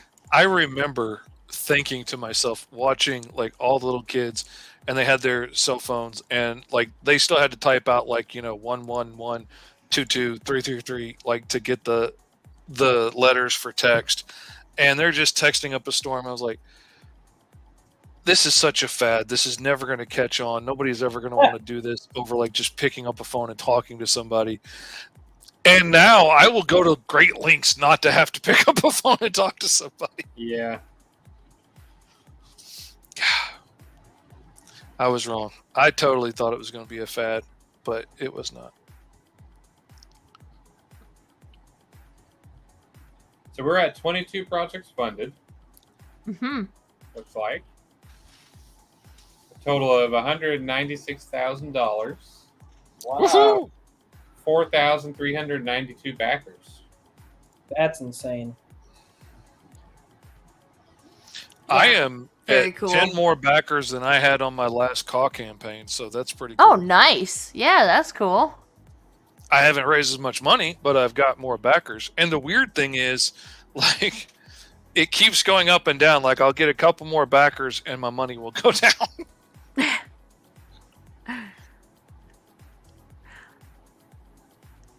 I think that when I scheduled this, I think there were some people watching the stream via BackerKit. That BackerKit just cut off from the stream because I didn't schedule the end time long enough. Because we went from, like, we had a bunch of people watching, and then all of a sudden we down to 2, and I was like, there's no way that everybody logged off except 2 people. And then it just dawned on me, yeah, it was only scheduled till 10. There you go. I did it. Ah, well. We're right at an hour and a half, and I did tell everybody hour and a half, so if you must go now, that is quite understandable. I'm really enjoying watching this, though, because, Yeah. like, I love watching you guys draw. I'm jealous of Procreate. Like, I'm jealous of some of the stuff it can do, and Yeah. then So cool. and then I see somebody like post a TikTok video of, like, you know, let me show you how to put an outline around something in 15 easy steps in Procreate, and I'm like, I can do that with a click of a button in Clip Studio. Yeah, And- Procreate's amazing, but it doesn't do everything. Like, what it does really well. Like, it's The some of the line stuff. straightening thing that I saw him Oh doing man, earlier. the lines can be so beautiful. Like, I've watched people ink on there, and it just looks like the ink is soaking into the page, and it's just so beautifully done. And I have to work so hard to try and get a similar effect in Clip Studio, Mm-hmm. but man, Clip Studio is just made to work. Like, What's that lights thing? That bokeh lights? Oh yeah, bokeh lights. It's got a bunch of different stuff. Bokeh is like that effect where they use it a lot in romantic comedies, and where it's meant to make the background. I think it's more meant for background stuff. But I learned how to use it in university. I learned how to use it with photography. You can put a bokeh lens on your. That's cool. Oh, that is cool. Yeah. I barely. The Procreate's got a lot of really cool standard brushes. Like, I have like Photoshop has garbage for brushes when you first get it. You have to find the brushes yourself. You have to buy them. Procreate has some of the coolest stock brushes I've ever seen, and it makes me mad that I didn't start using it sooner than I did. I really like that guy Kyle's brushes. That guy used to get his brushes before he even went to Photoshop or went to Adobe. Like, they actually hired him to, like, make brushes Oh for him. yeah, You know what I'm talking about? That Kyle guy? yeah, And then- and he just recently left Adobe, Yeah. right? He just left because I think he didn't like all the AI stuff. Yeah, so the he- AI. Yeah, there was a big. He said he couldn't do it anymore when they were, Yeah. which props, man. Yeah. It sucks because I like his brushes. I hope I can still use Yeah, them. I do believe he's still doing stuff, just not with it. Actually, he signed on with not Procreate. Affinity? Did he sign with Affinity? I don't know. I gotta Yeah, look he that up. signed with a new company already. Like somebody came and snapped him up as soon as he left. Oh, I'm sure, yeah. So I mean, hopefully he's still doing stuff like that. Like, how are you doing that where you're, like, adjusting little bits of the flare like that? That is purely just the brush. Oh, that's cool. Yeah, it's cool. I love it. that's the one thing I miss about Sketchbook was the ability to make custom brushes in there had so much control over it, and you could control all kinds of different aspects. And, you know, like, what does pressure do? Does it make it bigger? Does it make it smaller? Does it make it more opaque or less opaque? Does it, you know, you had so much control, and you could, like, put outlines on things, and I loved it for making custom brushes. It wasn't as great a workhorse for getting work done as Clip Studio is, and I make a lot of my own custom brushes in Clip Studio. I spent all freaking day making a new custom brushes to do crowd scenes today, and they're not on this computer, or I would show you. I don't even know how to do it with Clip, honestly. I know how to do it with Photoshop, but Man, I don't even know how to. Do you want to do a little school? Yeah. Of fish? School? I will walk you through it right now. Don't think I won't, man. I ain't scared. I'm going to class. I'm going to fish class. I will walk you through it right now. Let me make a new thing so I don't mess this up. I'm all done. That's great. That's That's cool. adorable. I know, it's so Adorable. awesome. I want that. I want a sticker of that. Yeah, like it'd be. Well, I mean, stickers and magnets, as far as the art's concerned, are interchangeable. So this would be awesome for either. Oh yeah. He's adorable. You go. Now, do you feel like this is also Marigold, or is this like Marigold's This is stock the meat? video game version of Marigold. Do you guys know Smiling Friends, I do the not. show? Well, basically, there's a character. It's an Adult Swim show. The character is kind of like Crash Bandicoot, where he's a platformer, but then in real life, he's kind of a schleppy B actor. And that's how I envision this guy. This is his video game cool self version, and then maybe in reality. Oh, it's that show. Okay, yeah. Nice. Nice. Well, I feel like all the art that we've made on these art streams, like, maybe we'll just print off a couple of copies on some, like, get a couple of nice copies printed of everything, and just, while we're packing the orders, we'll just slip a couple in here and there, and then people can just, now you got free art. Congrats. Yeah, I could literally just cut this out with a. I mean, Matt, yours might accidentally get forgotten if you like, it might accidentally get forgotten, and I'll just have to keep it, I guess. Well, you can have it too, just for having me on the show, So whatever. I honestly, I feel like we should probably give it to Brian, shouldn't we? Like, that one's, he'll poop his pants if he sees that. So. Well, all right. I mean, if somebody's gonna poop their pants if they see this, that's pretty intense. He's Brian's an engineer. Like, he's the one who wrote Granica. Like, that's his original story, right? And he is an engineer, an electrical engineer, and he's also kind of a cyborg. Like, he's got like computer chips and shit implanted into him, so it's technically a cyborg. What? And that kind of, like Robot Cat, like the Robot Cat was his creation. So yeah, he would probably love it. That for a second. What do you mean he's got computer chips implanted and making him a cyborg? I don't know what he does now that because he's moved to the West Coast from Minneapolis, but when I knew him, or I know him still, that's stupid. When I went up and visited him multiple times, like we've hung out together a lot, and I went to his house several years ago, and he had a computer chip like here on his hand that he just like scanned the chip. He had it implanted, like I think a tattoo artist or a piercing technician or something put that under his skin, and then he would just scan it to unlock his door. What? Like, that was, and I know he's got a little LED light in his skin somewhere, and it's hilarious. Like, he's got tons of stuff implanted in his skin, and he's got some tattoos, but every time he gets the things implanted, he passes out. He sounds like a character. Like, I would say I'm divulging information, but the reason that I know it isn't because he told me, it's because he wrote about it on his blog. So I got like a bug. Yeah, we should. Maybe tomorrow, Kelson, remind me. Tomorrow when we do our space food taste test, we can. Oh, I better go get my space food too. Did you get your space food yet? No, I have the thing you sent me. I have it over here. I found some space food that's inexpensive, but I couldn't get it shipped to you in time. which is why I asked about, do you guys have Walmart near you? I remember the Walmart. Okay, so Yeah, I'll send you links so that you know what the package looks like and stuff. But yeah, like we're doing a space food taste test where we're gonna taste stuff that would be stuff that would be packed and sent to you in space for like the rich people and the middle class people and the poorer people that go on these space trips in this universe. And we need to ask Brian about the chips in his skin because he's got them. Do we want to cover how to make a custom brush real quick or no?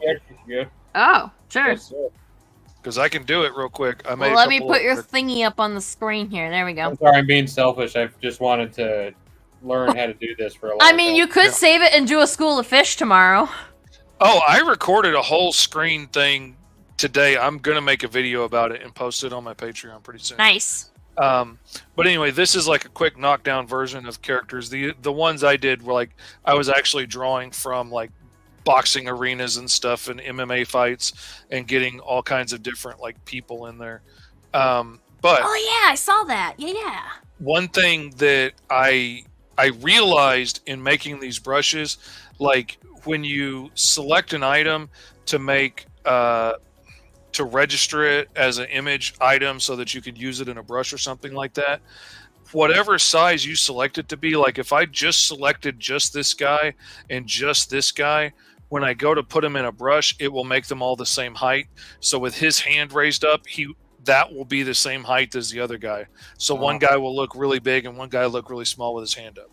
That is a problem. So I started using guidelines top and bottom to make sure that was going to cover the area, and my selection will snap to that. So I can like draw the line down here and it'll snap and get down to that line. And then I can come up here and just select that guy. As long as my selections are all the same height, then it'll make them all the same height and they'll be relatively the same height. If I wanted one guy to be short and one guy to be tall, it'll work that way. As long as the same pixel height, basically? Yeah, as long as what I selected and when I registered it. And another thing is you want to set your layer to monochrome, because then it will let you can reuse this brush later with your foreground and your background colors being the colors of the brush. So if you wanted to do all kinds of like black halftones and stuff and white highlights, you could, and then pick like green and orange and it'll do it in green and orange or whatever you wanted. Like I did a whole bunch of teeth in black and white, and then when I put them on the monsters, I would use like brown as my black and yellow as my white, and it made all these sick looking teeth in there real quickly. And then you just go to edit and register material image, and then you save it as something. And for me, I always start it with fish because that makes it easier for me to find. And then I'll do fish people 01, and then you click use for brush tip shape, and then you got to put it somewhere. I put all of mine in download just because it's an easy place for me to find them later when I'm looking for them. And I can come over here to click on download, and he's the top thing in there that just got saved. And when you're doing a whole bunch of them, that comes in real handy, because if you forget what you numbered it, you can look over here when you're saving it. And now the same thing on this guy, I'll go from that top line across and then back up here and across so they're the same height. And then get my mouse on the right screen, go to register image. And if I'm doing a whole lot of these, I will copy and paste like fish people and then I'll copy that and then paste it. So it'll be fish people and then I can put 1, 2, 3, 4, 5 until it clicks over to 20 or 30, and then I'll recopy and paste it. So fish people 02. I didn't save it in a place, or set it as brush tip, and then I put it in downloads, and then click OK, and then he pops up over there on top of that one. Now I can take any other brush that I've ever made before or that I liked, or I can make a new one or something. Like the other day I was making this bottle brush that makes all these different bottles and stuff in different random orders. So since I know that one works, well, I'll take this one up above it, and going to right click on it, duplicate subtool, and I will make it fish PO play. And all right, now I've got a copy of it. I go into settings and pull it over here, go to brush tip, and it's just got this one bottle over and over again, which I don't need. I'm going to type in fish, which gets me down to my drawings alone. Just makes it easier to find things. I could go ahead and type in people, but I've got a whole bunch of like silhouettes of people I did for like faraway crowd scenes. And okay, here's fish people 01. Click on that. And then I can go to add a brush tip shape. And I'm going to do the same thing. Go to fish again to cut down the billions of items that are saved in here. And come down to people and grab the other one. Now, if I had, say, 30 of these guys made, I could click on him and then hold shift and go down and click on the bottom one and do them all at once. You can't do it for the first one. You can only do one at a time for the first brush. But after that, I can download as many as I want, as many times as I want. On flip horizontal, I'm going to set it to random, so it will just randomly flip the guys over so they don't look quite as repetitive. And then I'm going to come down on stroke. And one thing you're going to want to do is set these to visible so they'll be over in your toolbar over here so you can adjust it as you need when you're working with your brush, because the smaller you make that gap, the more crowded it's going to get, or the further away they're going to be. And then down here under repeat method, that is going to repeat the order that you put them in the same time every time if you want them to be in a certain order. Like if you drew a whole bunch of people that you wanted in that lineup in the crowd, you could do it that way. This one will randomly repeat it, which with only 2 characters isn't going to seem all that random. But and now did I put my brush? Oh, I'll use the mouse. Zoom out, and now I can draw across there, and it will just keep stamping out those guys on top of each other and flipping them and everything. And then depending on, because I made it visible over here, I can change my gap in the toolbar over here and like really pack them on top of each other if I want, and make like a really crowded crowd scene. Wow. Real quick. And I sat down one day and I made like 30 or 40 of these little guys just like that, doing different little things, walking, holding hands, carrying groceries, carrying their kids on their shoulder, whatever. And it works so good for just throwing down massive crowd scenes in the background. Like, seriously, what did I do with my pen? I know I had it a second ago. It works so well for making massive crowd scenes. I'm trying to see if I've got it in here somewhere easy to find, but I may not. I don't know where it is on this computer. I know I've got it here. I just don't know what. I usually work on my tablet and not in here on the desktop, so I haven't moved all my brushes over. But yeah, that's how you do it. And like I said, you could do that with all kinds of cool airbrushing textures and stuff on it. And then that could be like, depending on how you overlap it, you could have mechanical arms for Doc Ock that you can just paint out, and they come out in all these little segmented pieces. It's really, really cool, the stuff you can do with it when you play around with it. I don't have any really, really good ones on here that I could show you real quick. Man, because I've made so many of them. But again, they're not on this laptop. I got to consolidate. That is cool stuff, though. It is, yeah. And Thank can you. you share that brush? Like, because I sometimes use like an iPad or I'll use a computer. Can you share between the different things and the material? Is that like the Oh material? yeah, like that's one thing. I'll show you that real quick because that's easy enough to do. And how to share files, just not like brushes and stuff. Yeah. Okay. Yeah, you can see that. All you got to do is like I save all my brushes in here, and I save like all the brushes that I buy, and I save all the brushes that I make, and things like that. Let's see.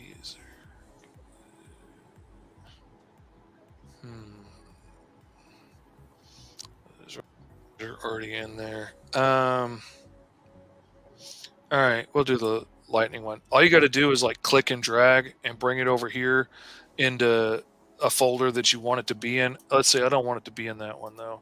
So let's say I'm going to come over here, and this is fish brushes. So I want it to be in there. So I'm going to click and drag over here to fish brushes, and it drops it in place. And now I can make a new thing and draw with it. Nice. And because I used a monochrome layer when I made that brush, now I can, if I can find where my mouse is, I can change that color and make it whatever I want it to be. Cool. And I could make the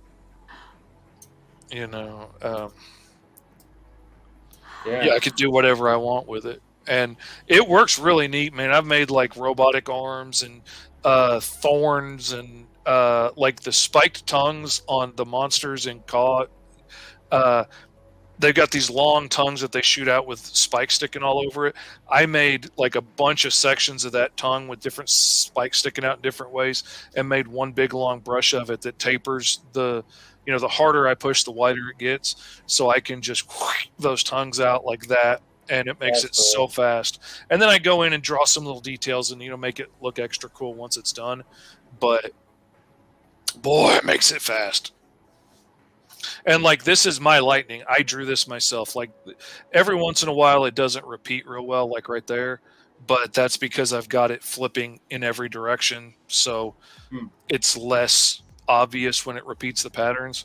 So having to go in and fix little shit like that is way less trouble than drawing that all scratch anyway. So like, I'll take it. That's cool. That's nice. Yeah. Okay, so do we want to show off our final pieces here quick for everybody who's still watching? Because I think we still got some people watching. I'm sure Delaney's still here. Oh, I wanted to say, today was Delaney's first day at her new job, and she did amazing. So I just wanted to say congratulations. Congrats, yeah. Hope it I hope it turns into a lucrative career and you make $1 million. I don't know. $1 million is fuck all anymore, isn't it? Like, $1 million won't get you anywhere now. I wouldn't mind it. Yeah, $1 million in a year for sure. All right, so fish and Kelson, your screen went away. My screen did go away, but I do have it here. And there's it's upside down, but yeah, there's Matt's robot cat thing. Robot cat. It's so cute. It looks awesome. Yeah, that's so cool. Him's ready to go off-road. Ready to go off-road. Yeah. And Kelson, how the hell? Stop it, Kelson. Why does this have to be the way that it is? There we go. There we go. There he is. So cute. And he jumped over here. I like how you swinging that from side to side is like really pissing off your webcam. He animated it and everything. What are you talking about? I didn't animate nothing. Mine's just sitting there. If I knew we was animating, I would have worked harder. Big Red Musi is asking Fish a question. Can you repeat one image while drawing, and when you stop, it puts the second image like Doc Ock arms? That seems like a Fish question. What you absolutely can do, and it would work in that, would be to make, like, say the first brush be the hand, and then just put multiple copies of the segments after that, and then you could plunk down the hand and draw like away from it, or make it the last thing you draw. And you can do brushes where it does the sequence in order and just stops. So that's really good if you want it to be like a particular thing. Like if you want it to end in that, you can do it. I've done some where it was like a segment of chain with a handle at the end for like a pull chain, and I did that where it just repeats one time. So wherever I draw the line, it just draws a chain with the handle at the bottom. and that comes in real handy. Nice. Especially when I decided to make elevators with hundreds of those things hanging down for Gary Feldman, and suddenly it came in real easy. Nice.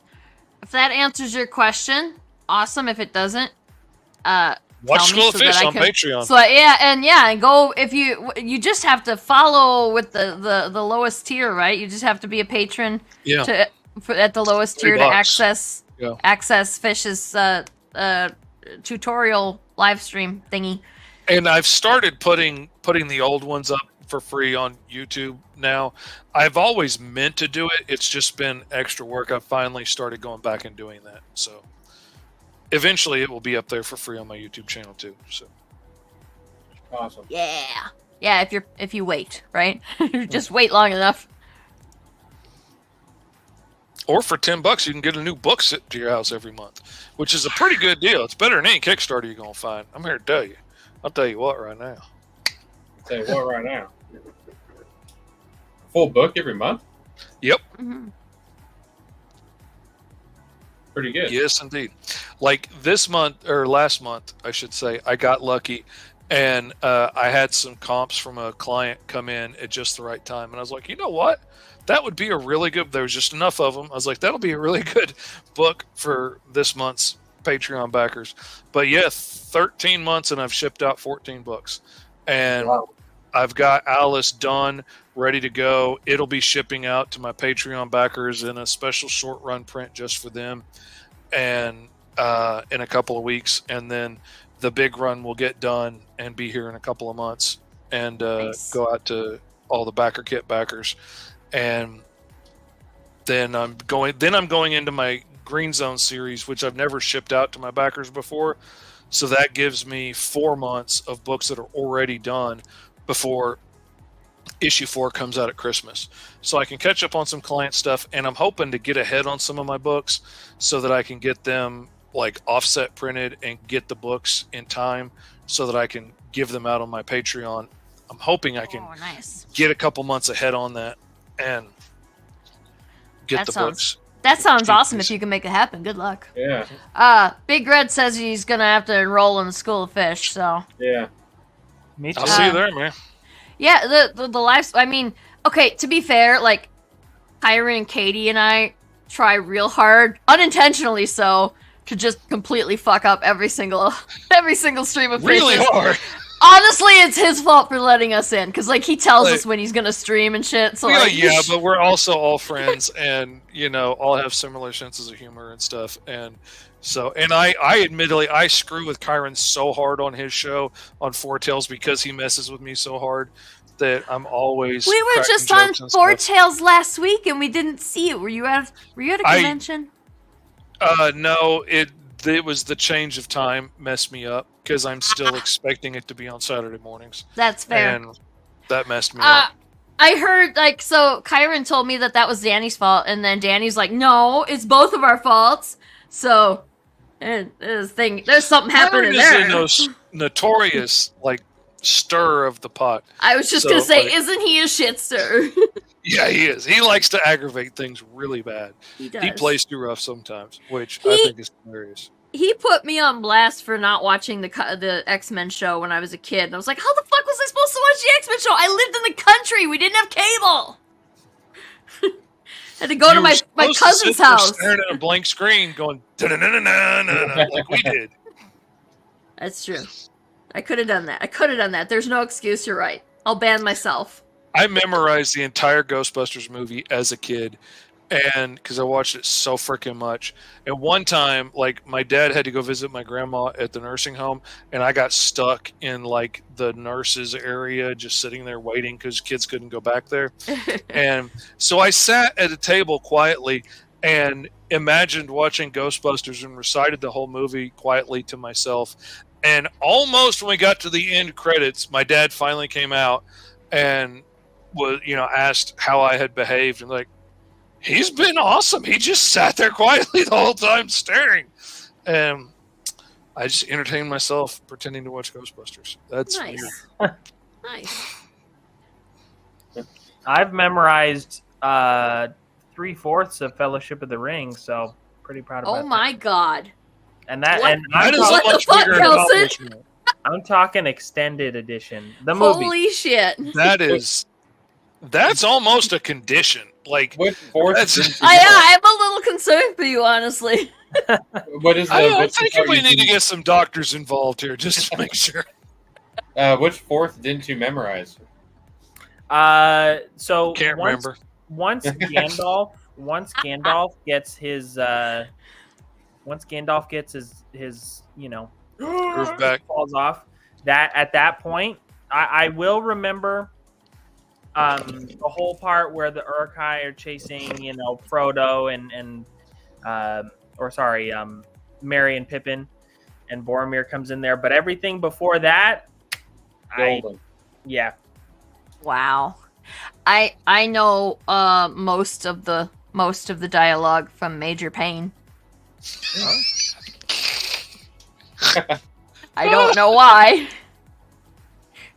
But my iPad's actually named Major Benson Winifred Payne, and I have to explain that to a lot more people than I ever thought I would. Yeah. But All my stuff's named like the Bat computer, the Bat tablet, and stuff. That's too obvious. Like, it's clear what that's coming from. I named my computer Terry Crews because it's black and powerful, and I actually cleared that with like Mike and Kyron and them. I was like, "Is it okay? Is it racist if I do that?" And he's like, "Not as long as it's a good computer, no." I was like, "Oh, it's a pretty good If it's computer, and an it's got like a Acer from Walmart, like that would be an insult. Yeah. no, it's not the best computer I could have got, but it's certainly the best I could get with the money that I had. So Yeah. and it's got That's a cool really- LED like a what is that called? A chevron shaped light, like an LED. I had to turn it off because it was driving me fucking nuts, but like it has it. But the important thing is like I got clearance from all of my friends who understand that it's not racist to call it that because it's a powerful computer. I was just thinking the other day.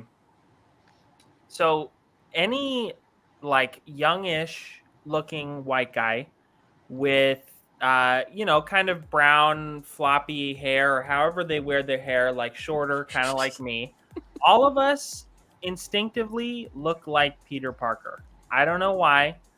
We all like every time I see a guy who's like maybe styled his hair like this or anything like that, I think of Peter Parker. And it's all just white guys with kind of slimmer faces, but all of them look very, very different, right? They have distinct facial features, but all of them look like Peter Parker to me, including myself. I feel like a little bit, but I feel like even if you cut your hair, it wouldn't probably do much for that. Like it seems like everybody. If you're under the age of like 30, you're just automatically Peter Parker, and it's probably Tom Holland's fault. Yeah, it probably is.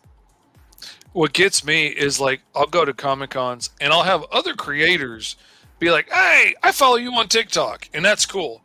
But then I'll have just like random people walk up and they'll be like, "I know you. Like we took a photo together one time, like in Idaho," and I'm like, "No, that was another bald guy with a beard. That wasn't me." And then like 15 There's a lot of them about. walk by. They look just like me. Big bald dudes with long beards and glasses, and I'm like, that's who was in your picture right there. Go find him. You know who you could cosplay as, or a great Halloween costume that you're set up for perfectly? Oh, Kratos, Dad Kratos. Oh, sure. Yeah. Grandpa Kratos. Kratos after he really let himself go. Nah. No, I'm talking Kratos with a beautiful full beard. That's what I'm talking. I saw a dude cosplaying as Tenson from Legend of Korra, and it blew my mind because I hadn't even considered that one. Like, Yes. I could totally pull that one off. But I saw you could do Boomy from Korra too, because Boomy's got the big crazy beard too. yeah, You I had you'd thought need a about doing the uncle, because I did my beard Oh, out into triangles. yeah, all Uncle the time. Iroh, yeah. Yeah, I thought about doing that, but then I'm like, man, somebody's gonna be like, "Oh, it's cultural appropriation" or something. So I know there's a guy, a local guy here that does an amazing Tenzin. Actually, he does great. He's got a great One Punch Man as well. And the thing is, the thing that also hit me is I can make myself like one of those staffs and cover up the fact that I need a cane to walk, so I can walk around with that staff and have it be part of the costume. Yeah. Because finding characters that like are giant bald guys with beards and canes, that's kind of hard to find. I mean, Kingpin is the only one that I can come up with. Ooh. I would right love off the top to of my do head. a pimpin' Kingpin suit. It would have to be like white jacket, purple pants. Like, I don't even know. Like, that would be so expensive. Just getting a good tailored suit, because it's got to be a good tailored suit. It is expensive, especially when you're 6.5 feet tall. It's real expensive. Yeah. Or you could go Spider-Verse Kingpin and get massive square shoulders. Put my head right in the center of it. You get the what do you call it? Like literally just a cardboard box. You put a big piece of cloth or a suit over it. Oh man, you're just meeting me, dude. This thing would have to be like made out of foam. It would have to look like my arms were coming out of those shoulders. Like this would have to be a whole over the top thing. I very nearly made a full like foam giant 8-foot lizard suit for my son to walk around to cosplay Virgil when Green Zone came out. But I was like, I just can't afford it. It was going to cost too much money. It was going to cost too much money for him to stink it up. That is 1,000% the only reason. At a con. I built a whole mini prototype of Miss Medusa from our Miss Medusa series. Gina is her name, and like just giant snake lady, right? I know exactly how I'm gonna do it, but I need like $700. Mm-hmm. Maybe I'll kickstart that, because I also need to fly Lori here, because somebody's got to wear this shit, and it ain't gonna be me, because I will absolutely fall down and I'll probably break my neck and die, and I am not coordinated enough, but she is. Mm-hmm. But I'm telling you, it could work. I just need I mean, when you add in flying Lori here, then we got to go at least $1,000. So. Oh God! If you guys want to kickstart it to fly out there, what was it? It was Freestyle Comic Expo. She was like, it's too expensive to fly me out there. And I was like, it can't be that bad. So I looked it up. I was like, we can all chip in and get her a ticket.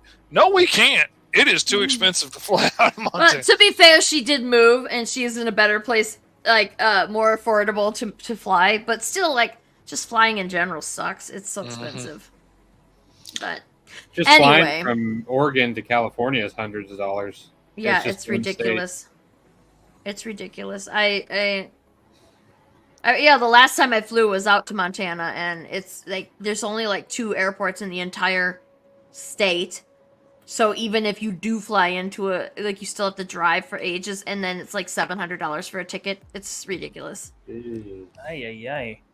They don't want you in Montana. Well, to be fair, you shouldn't really want to go to Montana. There's not a whole lot. There's mountains. The mountains are pretty, but they're usually on fire too. So I've seen mountains. Yeah, exactly. I don't need to pay that much. I can see them in a picture book. It'd be just fine. Well, you can fly to Denver and see mountains that are just as pretty, and it's way cheaper. So I can drive to Denver too.